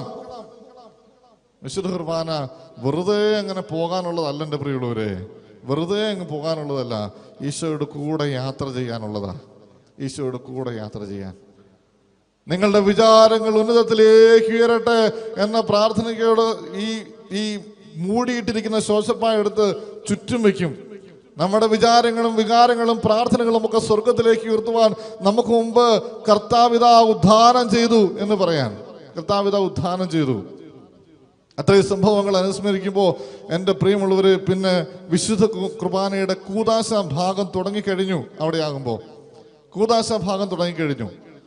അത്രയും നമ്മൾ അനുസ്മരിച്ചിട്ട് കർത്താവ് എനിക്ക് വേണ്ടി കുരിശിൽ മരിച്ച് ഉദ്ധാനം ചെയ്ത സംഭവം വരെ അനുസ്മരിച്ചിട്ട്, എൻ്റെ കർത്താവേ എനിക്ക് വേണ്ടി നീ ഒരുക്കി തന്ന രക്ഷാകര പദ്ധതിയെ ഓർത്ത് ഞാൻ നന്ദി പറയുന്നു എന്ന് പറഞ്ഞ് സമൂഹം മുഴുവൻ ചേർന്നിരുന്ന് പ്രാർത്ഥിക്കുക. കർത്താവിന് നന്ദി പറയുക. തുടർന്നുള്ള ഭാഗങ്ങൾ നിങ്ങളൊന്ന് വായിച്ചു നോക്കണം. അച്ഛൻ പ്രാർത്ഥനകൾ ചൊല്ലുമ്പോൾ എന്തൊക്കെയാ പ്രാർത്ഥിക്കുന്നത്? എണ്ണി എണ്ണി എണ്ണി അനാദി മുതൽ കർത്താവ് എനിക്ക് വേണ്ടി ചെയ്തിട്ടുള്ള, എനിക്ക് വേണ്ടി ഒരുക്കിയിട്ടുള്ള രക്ഷാകര പദ്ധതികൾ എണ്ണി എണ്ണി എണ്ണി എണ്ണി നമ്മൾ നന്ദി പറഞ്ഞുകൊണ്ടിരിക്കുക. നന്ദി പറയാൻ പറ്റാത്ത രീതിയിലുള്ള അനുഗ്രഹങ്ങൾ തന്നവനെ നിന്നെ ഞങ്ങൾ ആരാധിക്കുന്നു, സ്തുതിക്കുന്നു, പുകഴ്ത്തുന്നു എന്നൊക്കെ പറഞ്ഞ് എല്ലാവരും ചേർന്ന് ആരാധിക്കുകയാണ്. തുടർന്നുള്ള ഭാഗത്ത് നമ്മൾ പിന്നീട് ശ്രദ്ധിക്കുക, കർത്താവേ നിന്റെ പരിശുദ്ധാത്മാവ് എഴുന്നള്ളി വരട്ടെ എന്ന് പറഞ്ഞ് അച്ഛൻ ആവസിപ്പിക്കുന്നതോടെയാണ് ഈ കൂദാശ ഭാഗം അവസാനിക്കുന്നത്. അതിനിടയ്ക്ക് കർത്താവിൻ്റെ ഏറ്റവും വലിയ, കർത്താവ് നമുക്ക് വേണ്ടി തന്ന വലിയ സമ്മാനമായ വിശുദ്ധ കുർബാന, സ്വന്തം ശരീരവും രക്തവും എനിക്ക് വേണ്ടി മുറിച്ചു തന്ന കൂദാശ വചനങ്ങൾ ഉദ്ധരിച്ചുകൊണ്ട് ആ സംഭവം അനുസ്മരിക്കുന്നുണ്ട്. കർത്താവേ നിന്റെ പരിശുദ്ധാത്മാവ് ഇറങ്ങി വരട്ടെ എന്ന് പറഞ്ഞ് ആവസിപ്പിക്കുന്നതോടെ വെറും അപ്പമായിരുന്ന ഈ അപ്പം തമ്പുരാൻ കർത്താവായിട്ട് മാറുക. പിന്നെ അവിടെ ഇരിക്കുന്നത് സ്വർഗത്തിൽ നിന്ന് വിട്ടിറങ്ങി വന്ന നിന്റെ ദൈവമായ കർത്താവാണ്. അത് കാണണം. നമ്മുടെ ഇടയിലേക്ക് കർത്താവ് വന്നു കഴിയുമ്പോൾ ആദ്യം നമുക്കുണ്ടാകുന്ന വികാരം എന്താണെന്നറിയാവോ? എൻ്റെ കർത്താവേ ഞാൻ പാപിയാണ് എന്ന വികാരം. എൻ്റെ കർത്താവേ ഞാൻ പാപിയാണെന്ന വികാരം. ഉദ്ധാനം ചെയ്ത കർത്താവ് സ്ലീഹന്മാരെ തപ്പി തിബേരിയോസ് കടൽ തീരത്തേക്ക് ചെല്ലുന്ന ഒരു രംഗമുണ്ട്. ആ രംഗത്തില് പത്രോസൊക്കെ എടുത്തു ചാടുകയാണ്. എടുത്തു ചാടിയിട്ട് പറയാ, കർത്താവേ ഞാൻ പാപിയാണ്, ഞാൻ പാപിയാണ് എൻ്റെ പ്രിയമുള്ളവരെ, കർത്താവിനെ കണ്ടു കഴിയുമ്പോൾ നമുക്കുണ്ടാകുന്ന വികാരം ഞാൻ പാപിയാണെന്നുള്ള ബോധമാണ്. അതുകൊണ്ടാണ് എല്ലാവരും ഉടനെ മുട്ടുകുത്തി നിന്ന് കർത്താവിനോട് നിലവിളിച്ച് പറയുക, കർത്താവേ, ഞങ്ങളുടെ പാപങ്ങളും അപരാധങ്ങളും ക്ഷമിച്ചു തരണേ. ഞങ്ങളുടെ ഇടയിലേക്ക് വരാൻ, എൻ്റെ നാവിലേക്ക് വരാനുള്ള യോഗ്യത എനിക്കില്ല കർത്താവേ, എൻ്റെ പാപങ്ങളും അപരാധങ്ങളും പുറത്തു തരണേ. കണ്ണീരോടെ മുട്ടിമേൽ നിന്ന് പ്രാർത്ഥിക്കേണ്ട സമയമാത്. ആ സമയത്ത് നമ്മൾ ദയവ് ചെയ്തിരിക്കരുതേ, അതിനൊരർത്ഥമില്ല. ഞാൻ പാപിയാണെന്നുള്ള ബോധത്തോടെ ഞാൻ മുട്ടിമേ വീണ കിടന്ന് കർത്താവിനോട് യാചിക്കാം, കർത്താവേ, എൻ്റെ പാപങ്ങളും അപരാധങ്ങളും പുറത്തു തരണേ. കർത്താവ് പുറത്തു എന്നതിൻ്റെ വലിയ സന്തോഷത്തിൽ എല്ലാവരും കൂടെ എഴുന്നേറ്റ് നിന്ന് സ്വർഗസ്ഥനായ ഞങ്ങളുടെ പിതാവേ എന്ന് പറഞ്ഞ് പ്രാർത്ഥിക്കുക. ഞങ്ങളുടെ പാപങ്ങളും അപരാധങ്ങളും പുറത്തു തന്ന നല്ലവനായ ദൈവമേ, നിനക്ക് നന്ദി. നമ്മുടെ ഇടയിലേക്ക് കർത്താവ് കടന്നു വരിക, നമ്മുടെ നാവില് കർത്താവ് വരിക വലിയ സ്നേഹത്തോടുകൂടെ. എനിക്ക് വേണ്ടി പിടഞ്ഞ് മരിച്ച് എനിക്ക് വേണ്ടി ഉദ്ധാനം ചെയ്ത് സ്വർഗം തുറന്നു തന്ന നല്ല തമ്പുരാനെ വലിയ സ്നേഹത്തോടുകൂടെ സ്വീകരിക്കണം. വലിയ സ്നേഹത്തോടുകൂടെ, ആ സ്നേഹത്തോടെ വേണം വരാൻ. അങ്ങനെ സ്നേഹത്തോടെ വരുന്നവന്റെ കാര്യമാണ് അച്ഛൻ ഇന്നലെ പറഞ്ഞ ഒരു പയ്യൻ, അവൻ കണ്ണീരോടെ വന്ന് വിശുദ്ധ കുർബാന സ്വീകരിക്കുന്ന കാര്യം പറഞ്ഞേ. ആ സ്നേഹത്തോടെ എനിക്ക് വേണ്ടി മരിച്ച കർത്താവ് എൻ്റെ നാവിലേക്ക് വരുമ്പോൾ എങ്ങനെയാച്ചാ കരയാതിരിക്കുന്നേ? വിദ്യാഭ്യാസം കുറഞ്ഞ ഒരു പയ്യൻ പറഞ്ഞതാ, അച്ഛാ എങ്ങനെയാച്ചാ കരയാതിരിക്കുന്നേ? കാരണം അവൻ കാണുക ഇത് ശരിക്കും അവന് വേണ്ടി പിടഞ്ഞു മരിച്ച കർത്താവാണെന്ന്. ഈശോ ഉള്ളിലേക്ക് സ്വീകരിച്ചു കഴിയുമ്പോൾ വൈദികന്റെ ഭാഗത്തു നിന്നും ശുശ്രൂഷയുടെ ഭാഗത്തു നിന്നും ആളുകളുടെ ഭാഗത്തു നിന്നും നന്ദി പറഞ്ഞുകൊണ്ട് പ്രാർത്ഥിക്കുക തുടർന്നുള്ള ഭാഗം. എന്നിട്ട് എല്ലാവരും കൂടെ ചേർന്ന് സ്വർഗസ്ഥനായ ഞങ്ങളുടെ പിതാവേ, ഞങ്ങൾക്ക് വേണ്ടി ഈ രക്ഷാകര പദ്ധതി ഒരുക്കി തന്നവനെ പിതാവായ ദൈവമേ, നിനക്ക് ഞങ്ങൾ നന്ദി പറയുന്നു. വിശുദ്ധ കുർബാനയിൽ സംബന്ധിക്കുന്നത് നമ്മൾ മാത്രമല്ല, സ്വർഗവാസികളും കൂടെ ഉണ്ട് എന്നുള്ളതിന്റെ വലിയ ബോധ്യത്തിൽ നിന്നുകൊണ്ടാണ് പരിശുദ്ധൻ പരിശുദ്ധൻ പരിശുദ്ധൻ എന്ന് കൂട്ടിച്ചേർത്ത് അവിടെ സ്വർഗസ്ഥനായ പിതാവേ നമ്മൾ ചൊല്ലുന്നത്. കർത്താവ് സ്വർഗാരോഹണം ചെയ്തപ്പോ, എൻ്റെ മക്കളെ, അവസാനത്തോളം ഞാൻ നിങ്ങളോട് കൂടെ ഉണ്ടായിരിക്കും എന്ന് പറഞ്ഞ് ആശീർവദിച്ചതുപോലെ വൈദികൻ എല്ലാവരെയും ആശീർവദിക്കുകയാണ്. അവിടെ സംഭവിക്കുന്നത്, നീ നിൽക്കുന്നത് സ്ലീഹന്മാരുടെ കൂട്ടത്തിലാണ്. സ്ലീഹന്മാരുടെ കൂട്ടത്തിൽ നിന്നുകൊണ്ട് അവന്റെ ആശീർവാദം വാങ്ങി അവൻ സ്വർഗത്തിലേക്ക് കരയേറുകയാണ്. എൻ്റെ പ്രിയമുള്ളവരെ, ഇത് കണ്ടോണ്ടേ വിശുദ്ധ കുർബാനയ്ക്ക് നിൽക്കാവുള്ളേ. നീ ആയിരിക്കുന്നത് ഇവിടെ അല്ല എന്നുള്ള ബോധ്യത്തോടെ പള്ളിക്കകത്തോട്ട് കയറാവുള്ളേ. നീ പള്ളിക്കകത്തോട്ട് കയറിയാൽ ഇതൊരു പേടകം പോലെയാ. എൻ്റെ പ്രിയമുള്ളവരെ, ഇതൊരു പേടകം പോലെയാ. പിന്നെ നിന്നെ ഇവിടുന്ന് കർത്താവ് കൂട്ടിക്കൊണ്ടു പോകുക. പിന്നെ ഇവിടുത്തെ സ്പേസ് ഇല്ല, ടൈം ഇല്ല. കർത്താവിന്റെ ജനനം മുതൽ സ്വർഗാരോഹണം വരെയുള്ള സംഭവങ്ങളിലേക്ക് നീ അങ്ങ് ആയിത്തീരുക. ഈ ഒരു ബോധ്യം നമ്മുടെ ജീവിതത്തിൽ ഉണ്ടെങ്കിൽ കരഞ്ഞുകൊണ്ടല്ലാതെ വിശുദ്ധ കുർബാന അർപ്പിക്കാൻ നമുക്ക് പറ്റില്ല. കരഞ്ഞുകൊണ്ടല്ലാതെ. അച്ഛൻ ഇത് പഠിപ്പിച്ചത് കൊണ്ട് ആർക്കും ഇങ്ങനെ ഒരു ബോധ്യം ഉണ്ടാകുമെന്ന് ഒരു ചിന്ത, ഒരു തെറ്റിദ്ധാരണ അച്ഛനില്ല. നിങ്ങളോട് ഒരു കാര്യം മാത്രമേ അച്ഛൻ ആവശ്യപ്പെടുന്നുള്ളൂ, നിങ്ങളൊന്ന് ആഗ്രഹിക്കണേ.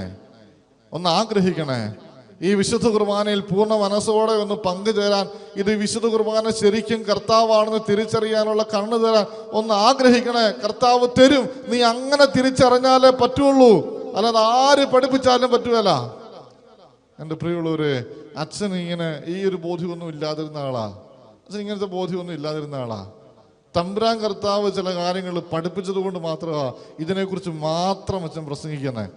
അല്ലാതെ തമാശയൊക്കെ പറഞ്ഞ് പലതിനെക്കുറിച്ചും പ്രസംഗിക്കാൻ പറ്റും അല്ലെ? കുടുംബജീവിതത്തെക്കുറിച്ചൊക്കെ പ്രസംഗിക്കുകയാണെങ്കിൽ നമുക്ക് ഇഷ്ടംപോലെ തമാശകൾ, നമുക്ക് ഇഷ്ടംപോലെ എക്സ്പീരിയൻസുകൾ അല്ലെ, ആളുകൾ പറഞ്ഞിട്ടുള്ള കാര്യങ്ങൾ, തമാശ ഒക്കെ പറയാൻ പറ്റും. പക്ഷെ അച്ഛന് തമ്പുരാൻ കർത്താവ് റെസ്ട്രിക്ട് ചെയ്തേക്കണം. ഇത് മാത്രം പറഞ്ഞാൽ മതി, ഇത് മാത്രം മതി. ഇതിനുള്ള ഒരുക്കമായ വിശുദ്ധ കുമ്പസാരത്തെക്കുറിച്ച് പറയുക, വേറെ ഒന്നുമില്ല. ഇത് മാത്രമേ അച്ഛൻ്റെ നാവിൽ നിന്ന് ഇപ്പോൾ വരുവുള്ളൂ. തമ്പുരാൻ മറ്റൊന്ന് മറിച്ച് പറയുന്നത് വരെയും ഇത് മാത്രമേ അച്ഛനെ കൊണ്ട് പറയിപ്പിക്കുകയുള്ളൂ. എൻ്റെ പ്രിയമുള്ളവരെ, നിങ്ങളൊന്ന് കാണണേ, ഒന്ന് ആഗ്രഹിക്കണേ. ഇന്ന് നമ്മൾ അർപ്പിക്കുന്ന വിശുദ്ധ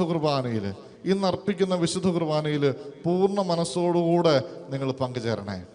ഇന്ന് അർപ്പിക്കുന്ന വിശുദ്ധ കുർബാനയിൽ പൂർണ്ണ മനസ്സോടുകൂടെ നിങ്ങളൊന്ന് വിട്ടുകൊടുത്തേ. അങ്ങനെ വിട്ടുകൊടുത്താൽ എൻ്റെ പ്രിയമുള്ളവരെ, നിങ്ങൾ അനുഭവിക്കും, നിങ്ങൾക്ക് കൊതിയാവും. ഈ വിശുദ്ധ കുർബാന ശരിക്കും കർത്താവാണെന്ന് തിരിച്ചറിഞ്ഞാൽ നിങ്ങളുടെ എല്ലാ ആവശ്യങ്ങളും അവൻ ഏറ്റെടുക്കും. ഒരു കാലത്ത് നിങ്ങളെ തള്ളിക്കളയുകയില്ല, ചേർത്ത് പിടിക്കും. ആ ഒരു വലിയ അനുഭവം ഉണ്ടാവും. നിങ്ങളുടെ സങ്കടങ്ങളിൽ അവൻ കൂടെ നിൽക്കും. വിശുദ്ധ കുർബാന കഴിഞ്ഞ് ഇറങ്ങിപ്പോകുമ്പോൾ നിങ്ങൾ ഒരിക്കലും ഒറ്റയ്ക്ക് ഇറങ്ങിപ്പോവുകയല്ല, ഒരു വലിയ സൈന്യത്തെ ചുറ്റും നിർത്തി കർത്താവിൻ്റെ കയ്യും പിടിച്ച് ഇറങ്ങിപ്പോവുള്ളൂ. അങ്ങനെ ഒരിക്കലെങ്കിലും ഒന്ന് പോകണ്ടേ?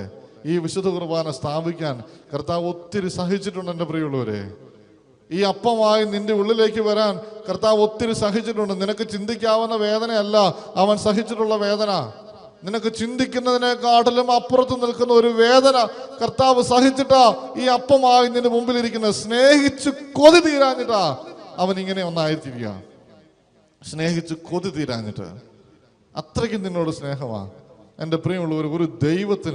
ഒരു ദൈവത്തിന് മനുഷ്യൻ പിഴച്ചു പോയാൽ അവനെ ഇല്ലാതാക്കിയിട്ട് വേറെ മനുഷ്യനെ സൃഷ്ടിക്കാൻ കഴിവുള്ളവൻ നിനക്ക് വേണ്ടി സ്വർഗം വിട്ടിറങ്ങി വന്ന് ചെകുത്താൻ ഭരിക്കുന്ന ലോകത്തിൽ ചെകുത്താൻ കൊടുത്ത പീഡനങ്ങൾ മുഴുവൻ ഏറ്റെടുത്ത് നിനക്ക് വേണ്ടി മരിച്ച് അനുസരണക്കേട് കാണിക്കാതെ ഈ ലോകം വിട്ടുപോയി നിനക്ക് വേണ്ടി സ്വർഗം തുറന്നു തന്നുവെങ്കിൽ എന്തുമാത്രം നിന്നെ സ്നേഹിക്കുന്നുണ്ടെന്ന് നീ മനസ്സിലാക്കണേ. കർത്താവിൻ്റെ വേദന ഇത് മാത്രമാ. കർത്താവ് ഏൽപ്പിച്ച ആരും നഷ്ടപ്പെട്ടു പോവാതെ അവരെ സ്വർഗത്തിലെത്തിക്കുക എന്നുള്ളതാണ് എൻ്റെ ദൗത്യമെന്ന് കർത്താവ് പറയുക. ഒരാൾ നഷ്ടപ്പെട്ടാൽ അവൻ വേദനിക്കും. ഒരാൾ ഈ വിശുദ്ധ കുർബാന സ്വീകരിക്കാതിരുന്നാൽ അവൻ വേദനിക്കും. നീ പലപ്പോഴും അവനെ നാണം കെടുത്തുവെന്ന് അറിയാവുന്നിട്ടും അവൻ നിന്റെ മുമ്പിൽ ഇങ്ങനെ തിരുവോസ്തിയിലായിരിക്കുന്നത് എന്തിനാണെന്നറിയാവോ? നിന്നെ സ്വർഗത്തിൽ കൊണ്ടുപോകാൻ ഇതല്ലാതെ മറ്റു വഴിയില്ലാത്തത് കൊണ്ടാണ്. ഈ അപ്പം ഭക്ഷിക്കാതെ നിന്നെ സ്വർഗത്തിൽ എത്തുകയില്ലാത്തത് കൊണ്ടാണ്. എൻ്റെ പ്രിയമുള്ളവരെ, കർത്താവിനെ സ്നേഹിച്ചുകൊണ്ടായിരിക്കാനായിട്ട് നമുക്ക് പരിശ്രമിക്കാം. ഏറെ സ്നേഹത്തോടുകൂടെ കർത്താവിനോട് നമുക്ക് ചേർന്ന് നിൽക്കാം. ഇവനെ നീ തിരിച്ചറിഞ്ഞാൽ, ഈ തിരുവോസ്തി ജീവിച്ചിരിക്കുന്ന കർത്താവാണെന്ന് തിരിച്ചറിഞ്ഞാൽ ഈ ലോകത്തിൽ വേറൊന്നും നിനക്ക് ആവശ്യമുണ്ടാവുകയില്ല. നീ ആദ്യം അന്വേഷിക്കുന്നത് സ്വർഗരാജ്യമാണെങ്കിൽ ബാക്കിയൊക്കെ നിനക്ക് കൂട്ടിച്ചേർക്കപ്പെടും. കർത്താവ് നിനക്ക് എല്ലാം തരും. നിനക്ക് വേണ്ടി ആത്മാവ് നെടുവീർപ്പോടെ പ്രാർത്ഥിച്ചുകൊള്ളും. ചില അടയാളങ്ങൾ തന്ന് തമ്പുരാൻ അച്ഛനോട് പറഞ്ഞു പഠിപ്പിച്ചത് ഇതാണ്: ഞാൻ ജീവിച്ചിരിക്കുന്ന ക്രിസ്തുവാണ് എന്ന് ആളുകളുടെ മുമ്പിൽ പറയാൻ പറ്റുമോ? ഞാൻ ജീവിച്ചിരിക്കുന്ന ക്രിസ്തുവാണെന്ന് ആളുകളുടെ മുമ്പിൽ പറയാൻ പറ്റുമോ? ഈ അപ്പമായിട്ടിരിക്കുന്നവൻ ജീവനുള്ളതാണെന്ന് പറയാൻ പറ്റുമോ? ജീവനുള്ള ആളാണെന്ന്, നിന്റെ കൂടെ നിൽക്കുന്ന ഒരു മനുഷ്യനെ പോലെ നിന്റെ കൂടെ നിൽക്കുന്ന വികാരങ്ങളും വിചാരങ്ങളും ഒക്കെയുള്ള ഒരു ജീവനുള്ള ആളാണ് ഇതെന്ന് നിനക്ക് ആളുകളുടെ മുമ്പിൽ പറയാൻ പറ്റുമോ എന്ന് കർത്താവ് അച്ഛനോട് ചോദിച്ചു. അന്ന് മുതൽ അച്ഛൻ അതിനെക്കുറിച്ചാണ്, അതിനുള്ള അനുഭവങ്ങൾ മാത്രമാണ് അച്ഛന് തന്നിരിക്കുക. ഒത്തിരിയേറെ ആളുകൾ ദിവികാരൻ്റെ അഭിഷേക ധ്യാനം കഴിഞ്ഞ് ആരാധനയുടെ സമയത്തൊക്കെ കർത്താവിനെ കണ്ടു എന്ന് പറയുന്നു, കർത്താവ് തൊട്ടു എന്ന് പറയുന്നു. ആദ്യ കാലഘട്ടത്തിലൊക്കെ ആയിരുന്നെങ്കിൽ ഞാൻ പറഞ്ഞാൽ ഇവർക്ക് വട്ടാണ്.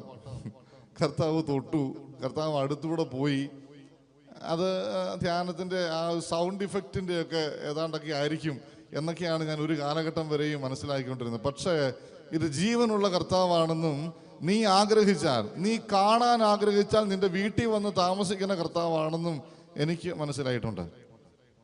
അതിനുള്ള അനുഭവങ്ങൾ തമ്പുരാൻ കർത്താവ് അച്ഛന് തന്നതുകൊണ്ടാണ് ഇങ്ങനെ അച്ഛൻ പറയുക. നിങ്ങൾ ഇത് ജീവിച്ചിരിക്കുന്ന കർത്താവാണോ, ശരിക്കും മാംസം രക്തം തന്നെയാണോ എന്ന് ശാസ്ത്രീയമായിട്ട് പഠിച്ചറിഞ്ഞിട്ടുള്ള ആളുകളുടെ വലിയ ലിസ്റ്റും വലിയ കാര്യങ്ങളും ദിവികാരുണ്യ അത്ഭുതങ്ങൾ എന്ന രീതിയിൽ ഗൂഗിളിൽ സെർച്ച് ചെയ്താൽ കാണാൻ പറ്റും.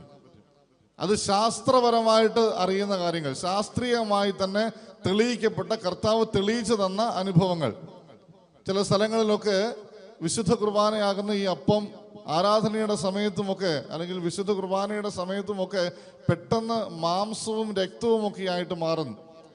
അത് വേറെ ഒരു തരത്തിലുള്ള സൂക്ഷിക്കാനുള്ള സാധനങ്ങൾ ഉപയോഗിക്കാതെ ഇന്നും അതേപോലെ തന്നെ ഇരിക്കുന്നു, ഒരു മാറ്റവും വരാതെ ഇരിക്കുന്നു. ശാസ്ത്രീയമായിട്ട് തെളിയിക്കപ്പെട്ടിട്ടുള്ള ചില കാര്യങ്ങൾ അച്ഛൻ ഒന്ന് നോക്കട്ടെ. ലൈവിൻ്റെ കൂട്ടത്തിൽ വീഡിയോ കൂടെ ചെയ്യാനായിട്ട് പറ്റുമെങ്കിൽ ആ ലൈവ് ചെയ്യുന്ന സമയത്ത്, ലൈവിൻ്റെ അവസാന സമയത്തേക്ക് അതിനകത്ത് ആഡ് ചെയ്യാനായിട്ട് പറ്റുമെങ്കിൽ അച്ഛനത് ആഡ് ചെയ്യാനായിട്ട് ശ്രദ്ധിക്കാം. വീഡിയോ കൂടെ ആഡ് ചെയ്യാനുള്ള സോഫ്റ്റ്വെയർ ഇതിൻ്റെ കൂട്ടത്തിലുണ്ടെങ്കിൽ, അച്ഛൻ ചോദിച്ചില്ല, അങ്ങനെ ഉണ്ടെങ്കിൽ അതും കൂടെ ഒന്ന് ആഡ് ചെയ്യാം. ഒറ്റ ഉദാഹരണമെങ്കിലും നമുക്കൊന്ന് കാണാനായിട്ട്. ശാസ്ത്രീയമായി ഇത് ജീവിച്ചിരിക്കുന്ന കർത്താവാണെന്ന് ലോകത്തിലെ വലിയ ശാസ്ത്രത്തിലെ ലാബുകളിൽ ടെസ്റ്റ് ചെയ്തിട്ടുള്ള വിവരങ്ങൾ, അവർ തന്നെ പുറത്തുവിട്ടിട്ടുള്ള കാര്യങ്ങൾ നമുക്ക് തിരിച്ചറിയാനായിട്ട് പറ്റും.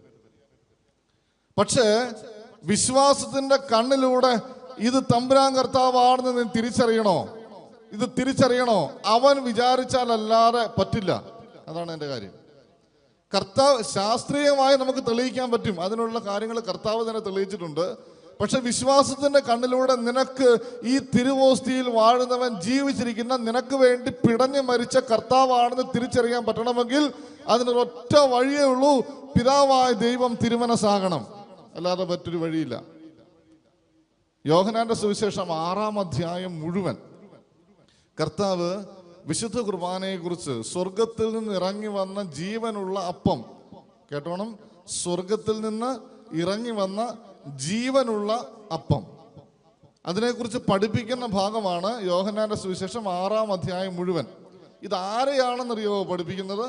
കർത്താവിനെ അന്വേഷിച്ച് കഷ്ടപ്പെട്ട് വന്ന ആളുകളോടാണ് കർത്താവ് ഇത് പറയുക. അതിന് തൊട്ട് മുമ്പിലത്തെ ഭാഗം ഇതാണ്. കർത്താവ് 5 അപ്പവും 2 മീനും ഇങ്ങനെ വിഭജിച്ചു കൊടുക്കുകയാണ്. 5 അപ്പവും 2 മീനും വിഭജിച്ചു കൊടുക്കുന്നു. അതെല്ലാവരും കണ്ട് തൃപ്തിപ്പെട്ടു. ഇതെല്ലാവരും കണ്ട് തൃപ്തിപ്പെട്ടു. അപ്പോൾ നിങ്ങൾ ഓർത്തോണം, രാവിലെ മുതൽ വൈകുന്നേരം വരെ കർത്താവിൻ്റെ കൂടെ നടക്കുന്ന ആളുകളാണ് ഇവര്.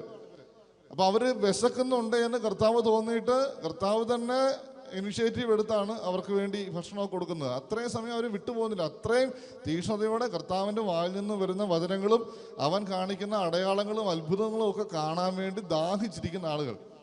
അവരുടെ ഇടയിൽ നിന്ന് കർത്താവ് ഒരു കുരുട്ടുബുദ്ധി ഉപയോഗിക്കുകയാണ്. കുരുട്ടുബുദ്ധി ഉപയോഗിച്ച് അവിടുന്ന് പിൻവാങ്ങുകയാണ്. എങ്ങനെയാണെന്നറിയാവോ? സ്ലീഹന്മാരോട് പറയുകയാണ്, നിങ്ങൾ അക്കരയ്ക്ക് പൊക്കോ, നിങ്ങൾ ബോട്ടേ കയറി അക്കരയ്ക്ക് പൊക്കോ, വഞ്ചിയിൽ അക്കരയ്ക്ക് പൊക്കോ, ഞാൻ വന്നേക്കാം.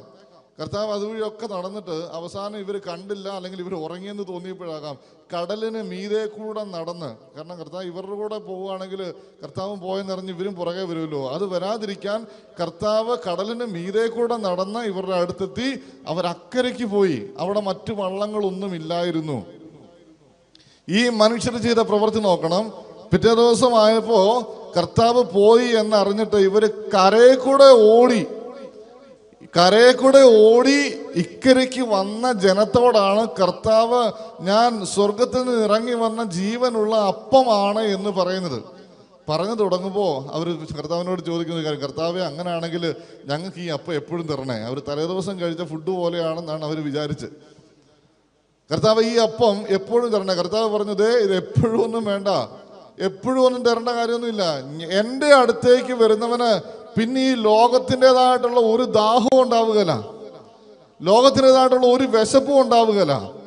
അവന് പിന്നെ ഒരൊറ്റ ദാഹവും ഒറ്റ വിശപ്പും ഉള്ളു, ഇതിനു വേണ്ടിയിട്ടുള്ള ദാഹം. നിങ്ങൾക്കറിയാമോ എൻ്റെ പ്രിയമുള്ളവരെ, വിശുദ്ധ കുർബാന മാത്രം സ്വീകരിച്ച് ജീവിച്ച ആളുകളുണ്ട്. വേറെ ഒരു ഭക്ഷണവും കഴിക്കാതെ വർഷങ്ങളോളം വിശുദ്ധ കുർബാനയാകുന്ന അപ്പം മാത്രം സ്വീകരിച്ച്, ദിവസത്തിൽ ഒരു പ്രാവശ്യം വിശുദ്ധ കുർബാനയാകുന്ന അപ്പം മാത്രം സ്വീകരിച്ച് മരിച്ച വിശുദ്ധരുണ്ട്. വർഷങ്ങളോളം അങ്ങനെ ജീവിച്ചവര്. അവർക്ക് വലിയ ദാഹമാണ്. വേറെ ഒന്നിനെക്കുറിച്ച് അവർക്ക് ദാഹമില്ല, വേറെ ഒന്നിനെക്കുറിച്ചും അവർക്കൊരു ആഗ്രഹം പോലും ഇല്ല, ഒരു ദാഹമില്ല, ഒരു വിശപ്പില്ല. ഇത് മാത്രം മതി അവർക്ക്. വിശുദ്ധ കുർബാനയിൽ കെട്ടിയിടപ്പെട്ട ജീവിതം, സത്യമായും ഇത് ജീവിച്ചിരിക്കുന്ന കർത്താവാണെന്ന് വിശ്വസിച്ച് ഏറ്റുപറഞ്ഞ് ജീവിച്ച ഒത്തിരിയേറെ ആളുകളുടെ ചരിത്രം നമുക്ക് വായിക്കാനായിട്ട് പറ്റും. എൻ്റെ പ്രിയമുള്ളവരെ, ഇത് ജീവനുള്ള കർത്താവാണെന്ന് വിശ്വസിക്കണം. നീ ചോദിച്ചാൽ നിനക്ക് ഉത്തരം തരുന്ന കർത്താവാണ് ഇതെന്ന് നിനക്ക് ബോധ്യമുണ്ടാവണം. നീ ചോദിച്ചാൽ നിനക്ക് ഉത്തരം തരുന്ന കർത്താവാണ്. അച്ഛൻ്റെ ഒരു അനുഭവം അച്ഛൻ പറയാം. ഇന്ന് വരെയുള്ള എൻ്റെ ജീവിതത്തിൽ അച്ഛൻ ഈ തിരിച്ചറിവ് ലഭിച്ചതിന് ശേഷം ഇന്ന് വരെയുള്ള ഒരു കാര്യത്തിൽ അച്ഛനോട് ആര് എന്ത് നിയോഗം പറഞ്ഞാലും അച്ഛൻ സമർപ്പിക്കുന്നത് വിശുദ്ധ കുർബാന അർപ്പിക്കുമ്പോഴാണ്. വിശുദ്ധ കുർബാന അർപ്പിക്കുമ്പോൾ കർത്താവ് തള്ളിക്കളയുകയല്ല ഒരാവശ്യം. അത് എത്ര നടക്കാത്ത കാര്യമാണെങ്കിലും അവൻ തള്ളിക്കളയുകയല്ല. അതാണ് ഇതിന്റെ പ്രത്യേകത. കർത്താവ് നൽകുന്ന വാഗ്ദാനമാണ് ഈ ഒരു കാര്യം. എൻ്റെ അടുക്കൽ വരുന്നവന് ഒരിക്കലും വിശക്കുകയില്ല, ദാഹിക്കുകയില്ല എന്നൊക്കെ പറഞ്ഞിട്ട് കർത്താവ് പറയുകയാണ്, പിതാവ് എനിക്ക് നൽകുന്നവരൊക്കെ എൻ്റെ അടുത്ത് വരും, എൻ്റെ അടുക്കൽ വരുന്നവനെ ഞാൻ ഒരിക്കലും തള്ളിക്കളയുകയില്ല. എൻ്റെ അടുക്കൽ വരുന്നവനെ ഞാൻ ഒരിക്കലും തള്ളിക്കളയുകയില്ല. ഈ വിശുദ്ധ കുർബാനയുടെ സമയത്ത് നീ പ്രാർത്ഥിച്ചോ, നിന്നെ കർത്താവ് തള്ളിക്കളയുകയില്ല. കർത്താവ് ഇതൊക്കെ പറഞ്ഞു പഠിപ്പിച്ചപ്പോൾ ഈ കൂടെ നിന്ന ആൾക്കാർക്കൊക്കെ ഇഷ്ടമായിരുന്നു. പക്ഷെ അത് അവസാനമായപ്പോൾ കർത്താവ് പറഞ്ഞു, ഈ പറയുന്ന ഞാനെന്ന് പറയുന്ന ആളുണ്ടല്ലോ, ഞാൻ എൻ്റെ ശരീരവും രക്തവും നിങ്ങൾക്ക് മുറിച്ചു തരും. അതാണ് നിങ്ങൾ ഭക്ഷിക്കേണ്ടത്. ഈ കുറച്ചങ്ങോട്ട് മാറിക്കഴിയുമ്പോൾ ഈ കൂടെ നിന്നിരുന്ന പാർട്ടികളെല്ലാം കൂടെ ഒരൊറ്റ ഒറ്റ പോക്ക്. യോഹന്നാന്റെ സുവിശേഷം 6-ാം അധ്യായം 66-ാം വാക്യം ഇപ്രകാരം എഴുതി വെച്ചിരിക്കുകയാണ്: ഇതിനുശേഷം അവന്റെ ശിഷ്യന്മാരിൽ വളരെ പേർ അവനെ വിട്ടുപോയി, അവർ പിന്നീട് ഒരിക്കലും അവന്റെ കൂടെ നടന്നില്ല. നിങ്ങളൊന്ന് ഓർത്തേ, കർത്താവിന്റെ വാക്ക് കേൾക്കാനും അവൻ കാണിക്കുന്ന അടയാളങ്ങൾ കാണാനും വേണ്ടി ദിവസങ്ങളോളം കർത്താവിന്റെ പുറകെ നടന്ന ആൾക്കാരാണെന്ന് ഓർത്തോണം.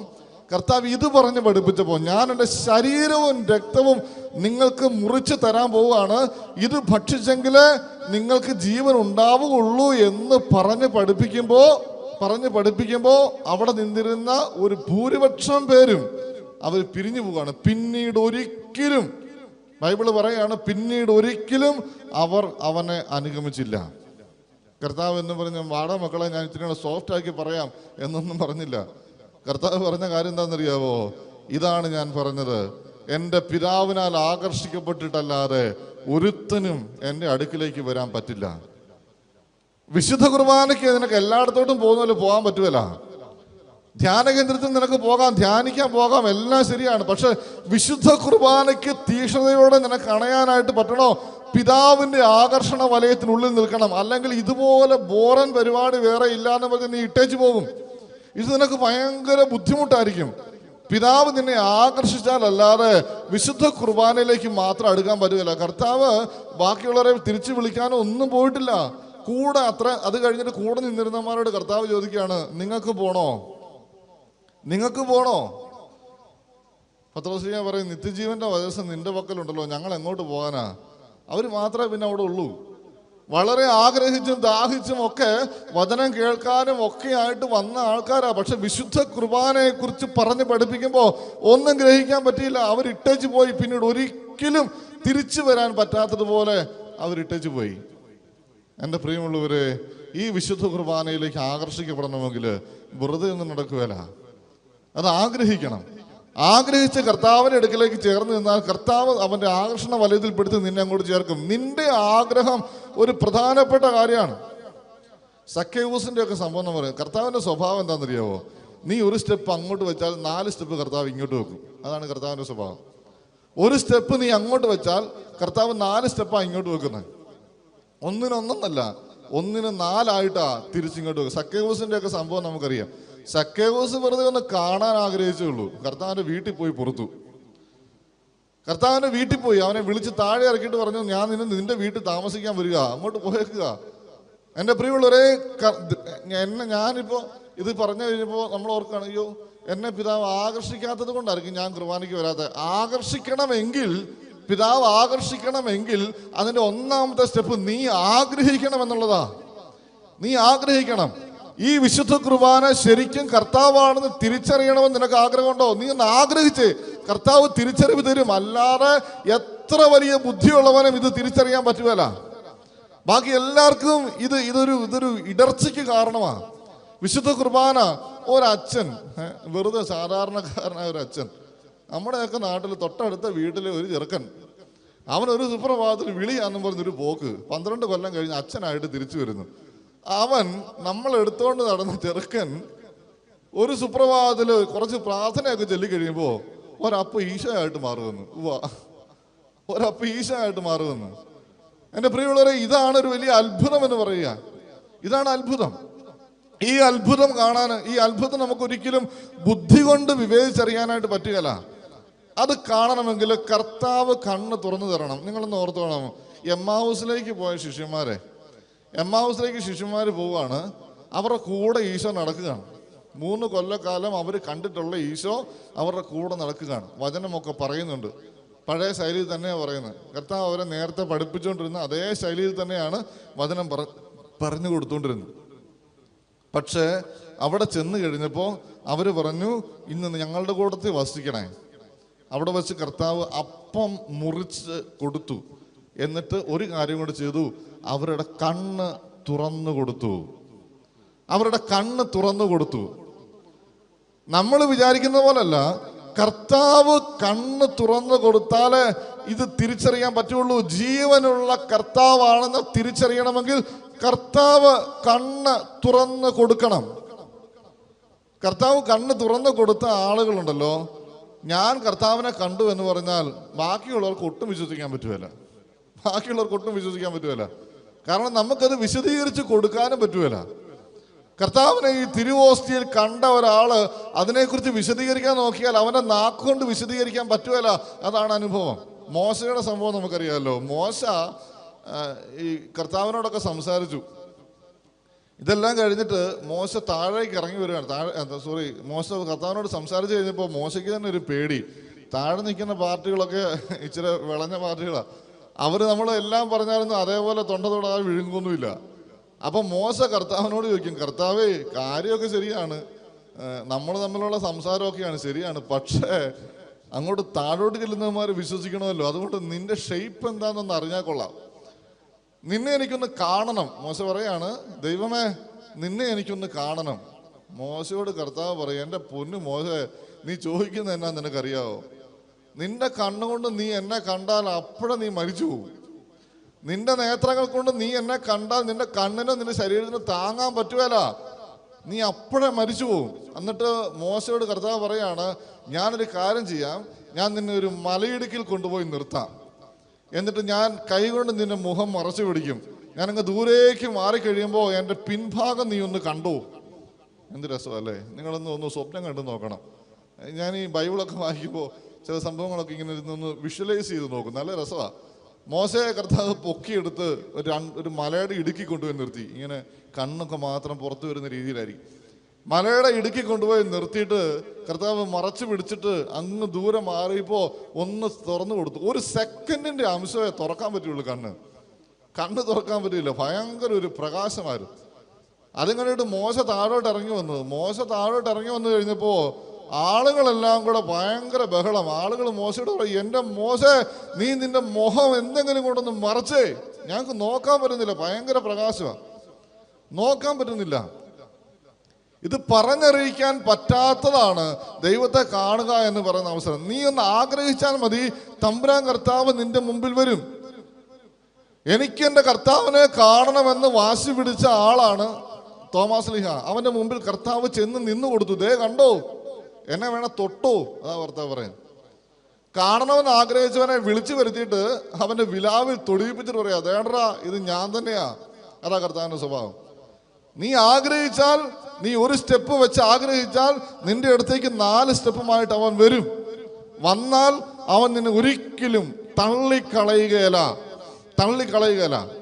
നീ ഇത് കർത്താവിനെ തിരിച്ചറിഞ്ഞാൽ എൻ്റെ പ്രിയമുള്ളവരെ, അട്ടിപ്പേറായിട്ട് നീ ഇതിന് മുമ്പിൽ കിടക്കും. നീ കർത്താവിന്റെ മുമ്പിൽ അടയിരിക്കും. നീ ചോദിക്കുന്നതൊക്കെ അവൻ നിനക്ക് തരും. കർത്താവ് ഒത്തിരി സാമീപ്യം ആഗ്രഹിക്കുന്ന ആളാണ്. മനുഷ്യന്റെ സാമീപ്യം കർത്താവിന് ആഗ്രഹമുണ്ട്. അബ്രാഹത്തിൻ്റെയൊക്കെ സംഭവങ്ങൾ നമ്മൾ കേട്ടിട്ടുണ്ടാവും അല്ലേ? അബ്രാഹത്തെ ദൈവം സന്ദർശിക്കുകയാണ്. അബ്രാഹത്തെ ദൈവം വന്ന് സന്ദർശിക്കുകയാണ്. അവൻ അരുളപ്പാടുകൾ കൊടുക്കുന്നു. താൻ ചെയ്യാൻ പോകുന്ന കാര്യങ്ങൾ വരെ അവനോട് പോയി പറയുക. എന്നിട്ട് അവൻ പറയുന്നതിനനുസരിച്ച് തീരുമാനങ്ങൾ മാറ്റുകയാണ്. എന്തൊരു അവസ്ഥയാന്ന് ഓർത്തോളാം നിങ്ങളെന്ന് ഓർത്ത്. അബ്രാഹത്തോട് ദൈവം പറയുകയാണത്, ലോത്ത് താമസിക്കുന്ന നഗരമുണ്ടല്ലോ, അത് മുഴുവൻ നശിപ്പിക്കപ്പെടാൻ പോവാണ്. തീയും ഗന്ധകവും ഇറങ്ങി അത് മൊത്തം നശിപ്പിക്കപ്പെടും. ഉടനെ അവിടെ ഇരുന്നുകൊണ്ട് അബ്രാഹം ചോദിക്കും, ദൈവമേ, അവിടെ ഒരു 50 നീതിമാന്മാരുണ്ടെങ്കിൽ അതിൻ്റെ പേരിൽ രക്ഷപ്പെടുത്താവോ? ദൈവം തീരുമാനം മാറ്റുക. ശരി, 50 പേരുണ്ടെങ്കിൽ, നീ പറഞ്ഞതല്ലേ 50 പേരുണ്ടെങ്കിൽ മാറ്റിയേക്കാം. ഉടനെ വീണ്ടും പെട്ടെന്നങ്ങ് സമ്മതിച്ചപ്പോൾ അബ്രാഹത്തിനൊരു സംശയം, 50 പേരില്ലെങ്കിലോ? കർത്താവേ, അതൊരു 45 പേരായ കുഴപ്പമുണ്ടോ? കർത്താവ് പറയാണ് 45 പേരായാലും ഓക്കെ. വീണ്ടും അത് 30 10 5 വരെ പോവുകയാണ്. ഇത് നിങ്ങൾ തിരുത്തി കർത്താവ് തീരുമാനം മാറ്റിക്കൊണ്ടിരിക്കുക. കർത്താവിനെ കണ്ട ആള് അല്ലെങ്കിൽ കർത്താവിനോട് ചേർന്നിരിക്കുന്നവനെ സംബന്ധിച്ചുള്ള അവന്റെ പ്രാർത്ഥന കർത്താവിന്റെ ചെകിട്ടില. അതിനനുസരിച്ച് അവൻ അതിന്റെ തീരുമാനങ്ങൾ മാറ്റിക്കൊണ്ടിരിക്കും.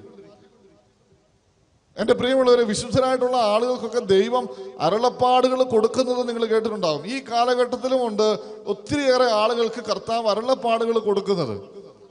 അതൊക്കെ പലപ്പോഴും നമുക്ക് ഈ ഒരു കാഴ്ചയില്ല എങ്കിൽ, ഈ കണ്ണ് തുറക്കാൻ പറ്റിയിട്ടില്ല എങ്കിൽ നമുക്കതൊക്കെ ഭയങ്കര മണ്ടത്തരങ്ങളാണ്. നമ്മളിതെല്ലാം ഇട്ടേച്ച് മാറും. പിന്നീട് ഒരിക്കലും ചേർന്നിരിക്കാൻ പറ്റും. ഈ വചനം കഠിനമാണ് എന്ന് പറഞ്ഞ് നമ്മൾ മാറിപ്പോവുക. ഒരു മുന്നറിയിപ്പുകളും നമുക്ക് ബാധിക്കാറില്ല. ഒരു മുന്നറിയിപ്പുകളും നമ്മളെ ബാധിക്കാത്ത രീതിയിൽ നമ്മളങ്ങ് മുന്നോട്ട് പോകുക. എന്നിട്ട് നമ്മൾ പോയി ചാടുന്നതോ അപകടത്തിൽ നിന്ന് വീണ്ടും അപകടത്തിലേക്ക്. എൻ്റെ പ്രിയമുള്ളവരെ, കണ്ണ് തുറന്ന് ഈശോയെ കാണാനായിട്ട് പറ്റണം. ഈ തിരുവോസ്തിയിൽ വസിക്കുന്നത് കർത്താവാണെന്ന് തിരിച്ചറിയാനായിട്ട് പറ്റണം. നമുക്ക് ഇതിനെക്കുറിച്ച് വലിയ ബോധമൊന്നുമില്ല. എന്നും വിശുദ്ധ കുർബാന സ്വീകരിക്കുന്ന, വിശുദ്ധ കുർബാന അർപ്പിക്കുന്ന ഈ അച്ഛന് പോലും ഇതിനെക്കുറിച്ച് നല്ല ബോധമില്ല. പക്ഷേ മറ്റു പലർക്കും ഇതിനെക്കുറിച്ച് നല്ല ബോധമാണ്. മറ്റു പലർക്കും. അച്ഛൻ ഇന്ന് കഴിഞ്ഞ ദിവസം പറഞ്ഞില്ലേ, ഇന്നും ലോകത്തിന്റെ മുഴുവൻ മുമ്പിൽ ഒരച്ഛനുമല്ല, ഒരു സിസ്റ്ററുമല്ല, ഒരു അൽമാനുമല്ല ഇത് ശരിക്കും ജീവിച്ചിരിക്കുന്ന കർത്താവാണെന്ന് പറഞ്ഞു പഠിപ്പിക്കുന്നത്. കർത്താവിനെ എവിടെ വെച്ച് ഏത് രൂപത്തിൽ കണ്ടാലും തിരിച്ചറിയുന്ന ഒരുത്തനുണ്ട്. ആരാ? പിശാച്. കർത്താവ് മനുഷ്യനായിട്ട് അതുവഴി ഇതുവഴി ഒക്കെ നടന്ന സമയത്ത് അവനെ എവിടെ വെച്ച് കണ്ടാലും ഈ ചെകുത്താൻ വിളിച്ചു പറയും, നീ ആരാന്ന് എനിക്കറിയാം, നീ ആരാണെന്ന് എനിക്കറിയാം, നീ ജീവിച്ചിരിക്കുന്ന ജീവനുള്ള ദൈവത്തിന്റെ പുത്രനായ മിശിഹായാണ്. സ്ഥിരം അവൻ എവിടെ വെച്ച് കണ്ടാലും അവൻ തിരിച്ചറിയും. അതേ ചെകുത്താൻ തന്നെ ഇന്നും ലോകത്തിന് മുമ്പിൽ വിളിച്ചു പറയുന്നുണ്ട്, ദേ ഈ ഇരിക്കുന്ന കുർബാനയുണ്ടല്ലോ, ഈ ഇരിക്കുന്ന തിരുവോസ്തി, ഇത് ശരിക്കും കർത്താവാ. അവൻ വിളിച്ചു പറയുന്നുണ്ട്, നമ്മൾ കേൾക്കുന്നില്ലെന്നേ ഉള്ളൂ. നിങ്ങൾ ഓർത്ത് നോക്കിയാൽ അച്ഛൻ ഇന്നലെ പറഞ്ഞില്ലേ, ഈ ലോകത്ത് ഇഷ്ടം പോലെ മതങ്ങളുണ്ട്, ഇഷ്ടം പോലെ മതങ്ങൾ. പക്ഷെ ഈ മതങ്ങൾക്കൊക്കെ ഇഷ്ടംപോലെ ആരാധനാ വസ്തുക്കളൊക്കെ ഉണ്ട്, വിശുദ്ധ വസ്തുക്കൾ എന്നൊക്കെ പറയുന്ന ഒത്തിരി കാര്യങ്ങളുണ്ട്. പക്ഷെ ഈ സാത്താൻ സേവക്കാർക്ക് വേണ്ടത് ലോകത്തിലെ വേറെ ഒരു മതത്തിന്റെയും ഒരു വിശുദ്ധ വസ്തു എന്നറിയപ്പെടുന്ന സാധനം വേണ്ട. അവർക്ക് വേണ്ടത് ഈ തിരുവോസ്തി മാത്രം. കാരണം ഇതിനെ അവഹേളിച്ചാൽ ദൈവത്തെ നേരിട്ട് അവഹേളിക്കുന്നതിന് തുല്യമാണെന്ന് അവർക്ക് നന്നായിട്ട് അറിയാം. പിശാച് പ്രസാദിക്കുമെന്ന് അവർക്ക് 100% ഉറപ്പാ. ഇത് ഇന്നും ജീവിച്ചിരിക്കുന്ന കർത്താവാണെന്ന് വിളിച്ചു പറയുന്നത് അവനാ. എൻ്റെ പ്രിയമുള്ളവരെ, എന്നും ഉള്ളിലേക്ക് ഞാനങ്ങ് സ്വീകരിക്കുക. ഇത് തിരിച്ചറിവോടുകൂടി നമ്മളൊന്ന് സ്വീകരിച്ചിരുന്നുവെങ്കിൽ എൻ്റെ പ്രിയമുള്ളവരെ, പൗലോസ്ലീഹായെ പോലെ നമ്മളും വിളിച്ചു പറഞ്ഞാൽ ഇനി ജീവിക്കുന്നത് ഞാനല്ല ക്രിസ്തുവാ. കാരണം നിന്റെ ഉള്ളിലേക്ക് വന്നേക്കുന്നത് ഈശോ മിശിഹായ. ഇവിടെ കർത്താവ് പറയുന്ന കാര്യം എന്താണെന്നറിയാവോ?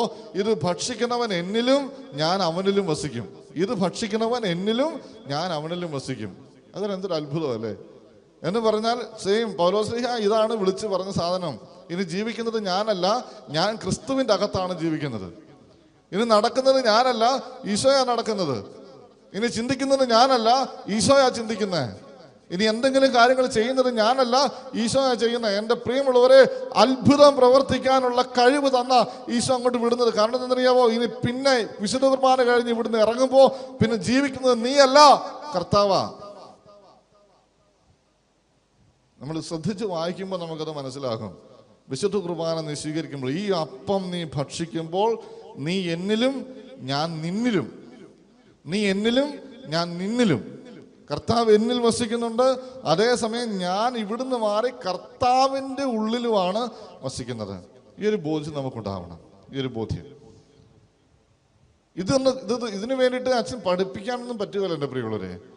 1 2 3 4 5 മണിക്കൂറുകൾ ഇരുന്ന് പഠിപ്പിച്ചാലും ഇത് നമുക്ക് പഠിക്കാൻ പറ്റുകയില്ല. ഇത് പഠിക്കാൻ പറ്റുന്ന ഒന്നല്ല. പിതാവ് തിരുമനസ്സാകാതെ ഇത് നമുക്ക് തിരിച്ചറിയാൻ പറ്റുകയില്ല. ഇത് തിരിച്ചറിയാൻ പറ്റും. അച്ഛൻ ഇന്നലെ 1 2 പേരുടെ കാര്യങ്ങൾ പറഞ്ഞില്ലേ. വിശുദ്ധ കുർബാനയുടെ സമയത്ത് കരഞ്ഞുകൊണ്ടിരിക്കുന്ന ആൾക്കാർ, വിശുദ്ധ കുർബാനയുടെ സമയത്ത് കരയുക. കാരണം വേറൊന്നുമല്ല, അവർ കാണുന്നുണ്ട് ഇത് തിരുവോസ്തിയിൽ ഇരിക്കുന്നത് വെറുതെ ഒരു അപ്പമല്ല, അത് ഈശോയാണെന്ന് അവർ കാണുന്നുണ്ട്. അതുകൊണ്ട് അവർ കരയുക. ഉള്ളിലേക്ക് വരുന്നത് ഈശോയാണെന്ന് തിരിച്ചറിവോടുകൂടി അവർ കരയുക. പിന്നെ ജീവിക്കുന്നത് നമ്മളല്ല, കർത്താവാണ്. ഇത് കാണാനായിട്ട്, ഇത് തിരുവോസ്തിയിൽ ഈശോയാണെന്ന് തിരിച്ചറിയാനായിട്ട് നീ വലിയ പുസ്തകം വായിക്കാനൊന്നും പോകരുതേ, മണ്ടത്തരവാ. നീ വലിയ പുസ്തകമൊന്നും വായിക്കാൻ പോകരുതേ. തമ്പുരാന്റെ മുമ്പിൽ ഇരുന്നിട്ട് ആഗ്രഹിക്കണം, കർത്താവേ എനിക്കൊന്ന് കാണിച്ചു തരണേ, കർത്താവേ എനിക്ക് നിന്നെ ഒന്ന് കാണിച്ചു തരണം, ഒരു തിരിച്ചറിവ് തരണേ. നീ കാണുക പോലും വേണ്ട, നിന്റെ ഉള്ളിലേക്ക് കർത്താവ് ഈ തിരിച്ചറിവ് തന്നാ മതി. പിന്നെ ഒരിക്കലും നമ്മൾ ഇതിനെ വിട്ടു പിരിഞ്ഞു പോവുകയില്ല. വിശുദ്ധ കുർബാനയോട് നമുക്ക് അടങ്ങാത്ത ദാഹം ഉണ്ടാകും. ഒരു ദിവസം വിശുദ്ധ കുർബാന മുടങ്ങിയാൽ കരയുന്ന ആളുകളുണ്ട്. ഈ കാലഘട്ടത്തിൽ, ഈ മോഡേൺ കാലഘട്ടത്തിൽ ഒരു ദിവസം വിശുദ്ധ കുർബാന മുടങ്ങിയാൽ കരയുന്ന ആൾക്കാരുണ്ട്. അച്ഛന് വളരെ വ്യക്തിപരമായിട്ട് അറിയാവുന്ന ഒരു അമ്മച്ചിയുണ്ട്. അമ്മച്ചി ഒരിടത്തും പോവുകയില്ല. അമ്മച്ചിയെ എങ്ങോട്ടേലും കൊണ്ടുപോകണമെങ്കിൽ നമ്മളൊരു ഉറപ്പ് കൊടുക്കണം. അമ്മച്ചി അവിടെ ചെന്നാൽ കുർബാനയ്ക്ക് സൗകര്യമുണ്ട്, കുർബാനയ്ക്ക് ഞങ്ങൾ കൊണ്ടുപോകാം. ആ ഉറപ്പ് കൊടുത്താൽ മാത്രമേ അമ്മച്ചി വീട് വിട്ട് പുറത്തിറങ്ങുള്ളൂ. ഒരു ദിവസം പോലും അമ്മച്ചി കുർബാന മുടക്കുകയില്ല, ഒരു ദിവസം പോലും കുർബാന മുടക്കുകയില്ല. ഈ കൊറോണ ആയി ലോക്ക്ഡൗൺ ആയ സമയത്ത് അമ്മച്ചി ഭയങ്കര സങ്കടമായിരുന്നു. അമ്മച്ചിക്ക് ഭയങ്കര സങ്കടം. അമ്മച്ചി കരയുകയായിരുന്നു, കുർബാന ഇല്ലാതെ പോയതിൻ്റെ പേരിൽ കരയുക. കാരണം അമ്മച്ചിക്ക് നല്ല ബോധമുണ്ട്, ഇത് വേറെ കാര്യത്തിലൊന്നും ചിലപ്പോൾ കാണുകയില്ല, ഈ കാര്യത്തെക്കുറിച്ച് അമ്മച്ചിക്ക് നല്ല ഉറപ്പാ. ഇത് ശരിക്കും ജീവനുള്ള മിശിഹായാണ്, ഇത് ശരിക്കും ജീവനുള്ള മിശിഹായാണ്. എൻ്റെ പ്രിയമുള്ളവരെ, വിശുദ്ധ കുർബാനയിൽ നിന്ന് ഒരു അരുവിയിൽ നിന്ന് എന്നതുപോലെ കൃപാവരങ്ങൾ ഒഴുകി ഇറങ്ങുമെന്നാണ് പഠിപ്പിക്കുക. രണ്ടാം വത്തിക്കാൻ കൗൺസിലും ഒക്കെ പഠിപ്പിക്കുന്നത് അങ്ങനെ, ഒരു അരുവിയിൽ നിന്നതുപോലെ കൃപാവരം ഒഴുകി ഇറങ്ങും. നിങ്ങൾ ധ്യാന കേന്ദ്രങ്ങളിലൊക്കെ നിങ്ങൾ ശ്രദ്ധിച്ചിട്ടുണ്ടോ? ഈ തിരുവോസ്തിയുടെ മുമ്പിൽ ഇരുന്നു കൊണ്ട് നിലവിളിച്ച് പ്രാർത്ഥിക്കുന്ന ഒത്തിരിയേറെ ആളുകളുണ്ട്. ഉത്തരം കിട്ടി ഇറങ്ങിപ്പോകുന്നവര്. എല്ലാത്തിനുമുള്ള ഉത്തരങ്ങൾ അത്ഭുതമല്ല, പക്ഷെ ഭയങ്കരമായിട്ടുള്ള മനഃശാന്തിയുമായി ഇറങ്ങിപ്പോകുന്ന ഒത്തിരി ആൾക്കാരുണ്ട്. കർത്താവ് കെട്ടിപ്പിടിച്ച് ചുംബിച്ചു എന്ന് പറഞ്ഞ് ഇറങ്ങിപ്പോകുന്ന ആൾക്കാരുണ്ട്. അവരുടെ അനുഭവം ഒന്നും നമുക്ക് മനസ്സിലാവുകയല്ല പ്രിയമുള്ളവരെ. അവരനുഭവിക്കുന്ന ആനന്ദം നമുക്കൊരിക്കലും മനസ്സിലാവുകയില്ല. അതെത്ര പറഞ്ഞാലും നമുക്കത് മണ്ടത്തരമായിട്ടേ തോന്നുള്ളൂ. അത് ഇന്ന് തുടങ്ങിയതല്ല. കർത്താവ് വിശുദ്ധ കുർബാനയെ കുറിച്ച് എന്ന് പഠിപ്പിച്ചോ അന്ന് തുടങ്ങിയത്. ഈ കാര്യം മാത്രം നമുക്ക് പറഞ്ഞു ബോധിപ്പിക്കാൻ പറ്റുകയില്ല, ഇത് അനുഭവിച്ചല്ലാതെ അറിയാൻ പറ്റുകയില്ല. കർത്താവ് അനുവദിച്ച് നീ അനുഭവിച്ചല്ലാതെ ഇത് തിരിച്ചറിയാൻ പറ്റുകയില്ല. അപ്പം അതുകൊണ്ട് ആഗ്രഹിക്കണം. ഇത് തിരുവോസ്തിയിൽ വസിക്കുന്നത് ജീവനുള്ള കർത്താവാണ് എന്ന് തിരിച്ചറിയുവാൻ ഒരു തിരിച്ചറിവ് തരണേ തമ്പുരാനെ എന്ന് നീ ഒന്ന് ആഗ്രഹിച്ചാൽ മതി. ബാക്കി കർത്താവ് ചെയ്യും. ഈ വിശുദ്ധ കുർബാന എന്ന് പറയുന്നതിൻ്റെ ഇത് സ്വീകരിക്കുന്നത് കൊണ്ട് കർത്താവ് നൽകുന്ന ചില വാഗ്ദാനങ്ങൾ. അതിൽ ഒന്നാമത്തെ വാഗ്ദാനമാണ് യോഹന്നാന്റെ സുവിശേഷം 6-ാം അധ്യായം 35-ാമത്തെ വാക്യം. ഈശോ അവരോട് പറഞ്ഞു, ഞാനാണ് ജീവന്റെ അപ്പം, എൻ്റെ അടുക്കൽ വരുന്നവന് ഒരിക്കലും വിശക്കുകയില്ല, എന്നിൽ വിശ്വസിക്കുന്നവന് ദാഹിക്കുകയുമില്ല. രണ്ട് കാര്യങ്ങളാണ്. ഒന്ന്, വിശപ്പുണ്ടാവുകയില്ല, ദാഹം ഉണ്ടാവുകയില്ല. ഈ വിശപ്പിന്റെയും ദാഹത്തിന്റെയും പ്രത്യേകത എന്താണെന്നറിയാമോ? വിശപ്പിന്റെ സമയത്ത് നമുക്ക് ഭയങ്കര വിശപ്പാണ്, എന്നാൽ കഴിച്ചു കഴിയുമ്പോൾ നമുക്ക് തൃപ്തിയായി, മതി. വെള്ളത്തിന്റെ കാര്യം അതുപോലെ തന്നെയാണ്. ബാക്കി പല കാര്യത്തിലും നമ്മൾ നോ പറയാൻ പറ്റുമല്ലോ. എത്ര കിട്ടിയാലും, പൈസ എത്ര കിട്ടിയാലും പോരട്ടെ, വസ്തുക്കൾ എന്ത് കിട്ടിയാലും പിന്നെയും പോരട്ടെ എന്ന് ചിന്തിക്കുകയുള്ളൂ. വിശപ്പും ദാഹവും നമുക്ക് താൽക്കാലികമായി ശമിപ്പിക്കാം, പക്ഷെ ഇച്ചിരി നേരം കഴിയുമ്പോൾ വീണ്ടും ഇത് തുടങ്ങും. അത് വീണ്ടും ആഗ്രഹങ്ങളായിട്ട് മാറിക്കൊണ്ടിരിക്കും. പക്ഷെ കർത്താവ് പറയാണ്, പിന്നെ ഇത് നീ തിരിച്ചറിഞ്ഞാൽ, നീ എൻ്റെ അടുക്കിലേക്ക് വന്നാൽ പിന്നെ നിനക്ക് ഇങ്ങനത്തെ ഒരു ദാഹമില്ല, ഇങ്ങനത്തെ ഒരു വിശപ്പില്ല. ഒരിക്കലും ദാഹവും വിശപ്പുമില്ല. ഒറ്റ കാഴ്ച മതി, ഈ തമ്പുരാൻ കർത്താവിനെ കണ്ടാൽ മാത്രം മതി. രണ്ടാമത്തെ ഒരു കാര്യം, യോഹന്നാന്റെ സുവിശേഷം 6-ാം അധ്യായം 37-ാമത്തെ വാക്യം. പിതാവ് എനിക്ക് നൽകുന്നവരെല്ലാം എൻ്റെ അടുത്ത് വരും, എൻ്റെ അടുക്കൽ വരുന്നവനെ ഞാൻ ഒരിക്കലും തള്ളിക്കളയുകയില്ല. ഇങ്ങനെ എപ്പോഴും ചേർത്ത് പിടിച്ചുകൊണ്ടിരിക്കും. അപ്പൊ ഇത് രണ്ടാമത്തെ ഒരു വലിയ കാര്യമാണ്. മൂന്നാമത്തെ കാര്യം, അതാണ് ഏറ്റവും പ്രധാനപ്പെട്ടതായി കർത്താവ് പറയുന്ന കാര്യം. കർത്താവ് പറയാണ്, അവനെ ഞാൻ ഉയർപ്പിക്കും, അവനെ നിത്യജീവൻ ഞാൻ കൊടുക്കും. കർത്താവ് പറയുക, ഞാൻ സ്വർഗത്തിൽ നിന്ന് ഇറങ്ങി വന്നിരിക്കുന്നത് എൻ്റെ ഇഷ്ടം പ്രവർത്തിക്കാനല്ല, എന്നെ അയച്ചവൻ്റെ ഇഷ്ടം നിറവേറ്റാനാണ്. അവിടുന്ന് എനിക്ക് നൽകിയവരിൽ ഒരുവൻ പോലും നഷ്ടപ്പെടുത്താതെ അന്ത്യദിനത്തിൽ ഉയർപ്പിക്കണമെന്നതാണ് എൻ്റെ അയച്ചവൻ്റെ ഇഷ്ടം. നിനക്ക് സ്വർഗം ഉറപ്പാണ്. കർത്താവ് വീണ്ടും ആവർത്തിച്ച് ഇതേ കാര്യം പറയുന്നുണ്ട്. അതായത് കർത്താവ് പറയുകയാണ്, ഈ അപ്പം ഭക്ഷിച്ചാൽ നീ ഒരു കാലത്തും മരിക്കുകയില്ല. ഈ അപ്പം ഭക്ഷിച്ചാൽ നിനക്ക് നിത്യജീവൻ ഉണ്ടാകും. ഈ അപ്പം ഭക്ഷിച്ചാൽ. എന്നിട്ട് വീണ്ടും കർത്താവ് പറയും, ഈ അപ്പം ഭക്ഷിച്ചില്ലെങ്കിൽ നിനക്ക് ജീവൻ ഉണ്ടാവുകയില്ല. തന്നെ പിന്നെ തിരിച്ചും മറിച്ചും കർത്താവ് ഇത് തന്നെ പഠിപ്പിക്കുക. ഈ അപ്പം ഭക്ഷിച്ചാൽ നിനക്ക് നിത്യജീവൻ ഉണ്ടാകും, നീ സ്വർഗത്തിൽ പോകും. ഈ അപ്പം ഭക്ഷിച്ചില്ലെങ്കിൽ നീ അവിടെ ചെല്ലുകയല്ല. എൻ്റെ പ്രിയമുള്ളവരെ, ഇത് തിരിച്ചറിഞ്ഞ് ഭക്ഷിക്കാനായിട്ട് നമുക്ക് പറ്റണം. അവനെ എന്നേക്കുമായി വിട്ടുപിരിഞ്ഞ് പോയവരെ പോലെ ആയി പോവരുത് നമ്മൾ. ഈ വചനം കഠിനമാണ് എന്നും പറഞ്ഞുകൊണ്ട് വിട്ടുപിരിഞ്ഞ് പോകുന്നവരാവരുത് നമ്മൾ. ഈ വചനത്തിന്റെ അർത്ഥം ഗ്രഹിക്കാനുള്ള കഴിവ് കർത്താവ് തന്നിട്ട് അതും വാങ്ങിച്ചുകൊണ്ട് കർത്താവിന് മുമ്പിലേക്ക് എത്തേണ്ടവരാണ് നമ്മളെന്നുള്ള ബോധമുണ്ടാകണം. നമുക്കിത് തിരിച്ചറിയാൻ പറ്റാത്തതിന്റെ കാരണം എന്നറിയാവോ? ഇത് തിരിച്ചറിയാൻ പറ്റാത്തതിന്റെ കാരണം ഇത് ശരിക്കും എന്താണെന്നോ എന്താ ഇവിടെ സംഭവിക്കുന്നതെന്നോ ഒന്നും നമ്മളൊന്നും ചിന്തിക്കുന്ന പോലുമില്ല. ശരിക്കും എന്താണെന്നോ എന്താ ഇവിടെ സംഭവിക്കുന്നതെന്ന് നമ്മളൊന്നും ചിന്തിക്കുന്ന പോലും ഒരു മെനക്കേടും ഇല്ല. നമ്മൾ വെറുതെ വരുന്നു, വിശുദ്ധ കുർബാനയ്ക്ക് നിൽക്കുന്നു, പോകുന്നു. ഇവിടെ സംഭവിക്കുന്നത് എന്താണ് എന്നുള്ളൊരു ബോധ്യമുണ്ടാകണം. ഈ അപ്പം സ്വർഗത്തിൽ നിന്ന് ഇറങ്ങി വന്ന ജീവനുള്ള അപ്പമായി ഒരു മനുഷ്യന്റെ ശരീരവും രക്തവുമായിട്ട് മാറുകയാണ്. വെറുതെ വാചകോടി മാത്രമല്ല കർത്താവ് ചെയ്തത്, അത് ഓർത്തോണം. പെസഹാടെ അന്ന് കർത്താവ് ഈ അപ്പം അങ്ങോട്ട് വിഭജിച്ചിട്ട് ഇതെന്റെ ശരീരമാകുന്നു എന്ന് പറഞ്ഞിട്ട് 4 കാലിലുള്ള കട്ടിലേൽ നിവർന്ന് കിടന്ന് മരിക്കുകയല്ല ചെയ്തത്. അതങ്ങോട്ട് മുറിച്ചു കൊടുത്തിട്ട് ഇറങ്ങി പോവുക. അതുപോലെ മുറിയപ്പെടാൻ കഷ്ണം പോലെ മുറിയപ്പെട്ടിട്ടാണ് കർത്താവ് ഇതങ്ങോട്ട് കൊടുത്തത്. ഇന്ന് നിങ്ങൾ നോർത്ത്, ഇന്ന് വൈകുന്നേരം ഞാൻ പറയുകയാണിത്, ഞാൻ ഇത് മൊത്തം വിഭജിച്ച് നിങ്ങൾക്ക് തരാൻ പോവാണ്, ഇതൊരു അടയാളമാണ്, ഇന്നാ പിടിച്ചോ എന്ന് പറഞ്ഞിട്ട് അതേ സെക്കൻഡിൽ ഞാൻ ഇറങ്ങി പോവുക ഇതുപോലെ തന്നെ മുറിയപ്പെടാൻ. ഇത് മനസ്സിൽ കണ്ടുകൊണ്ട് തന്നെയാ തൊട്ടടുത്ത ദിവസം ഇതുപോലെ മുറിയപ്പെടും എന്നത് മനസ്സിൽ കണ്ടുകൊണ്ട് തന്നെയാ എൻ്റെ പ്രിയമുള്ളവര് ഈ കർത്താവ് അന്ന് അപ്പം മുറിച്ച് ഈ ശിഷ്യന്മാർക്ക് കൊടുത്തത്. അപ്പം മുറിച്ച് കൊടുത്തത്. ഈ അപ്പം ഭക്ഷിച്ചാൽ നീ ജീവിക്കും, ഈ അപ്പം ഭക്ഷിച്ചില്ലെങ്കിൽ നിനക്ക് ജീവൻ ഉണ്ടാവുകയില്ല. യോഗ്യതയോടെ ഈ അപ്പം ഭക്ഷിക്കാനായിട്ട് നമുക്ക് പറ്റണം. യോഗ്യതയോടെ വിശുദ്ധ കുർബാനയിൽ സംബന്ധിക്കുന്ന സമയത്ത് എൻ്റെ പ്രിയമുള്ളവരെ അവിടെ സംഭവിക്കുന്നത് എന്താണെന്നുള്ളൊരു ബോധ്യം ഉണ്ടാകണം.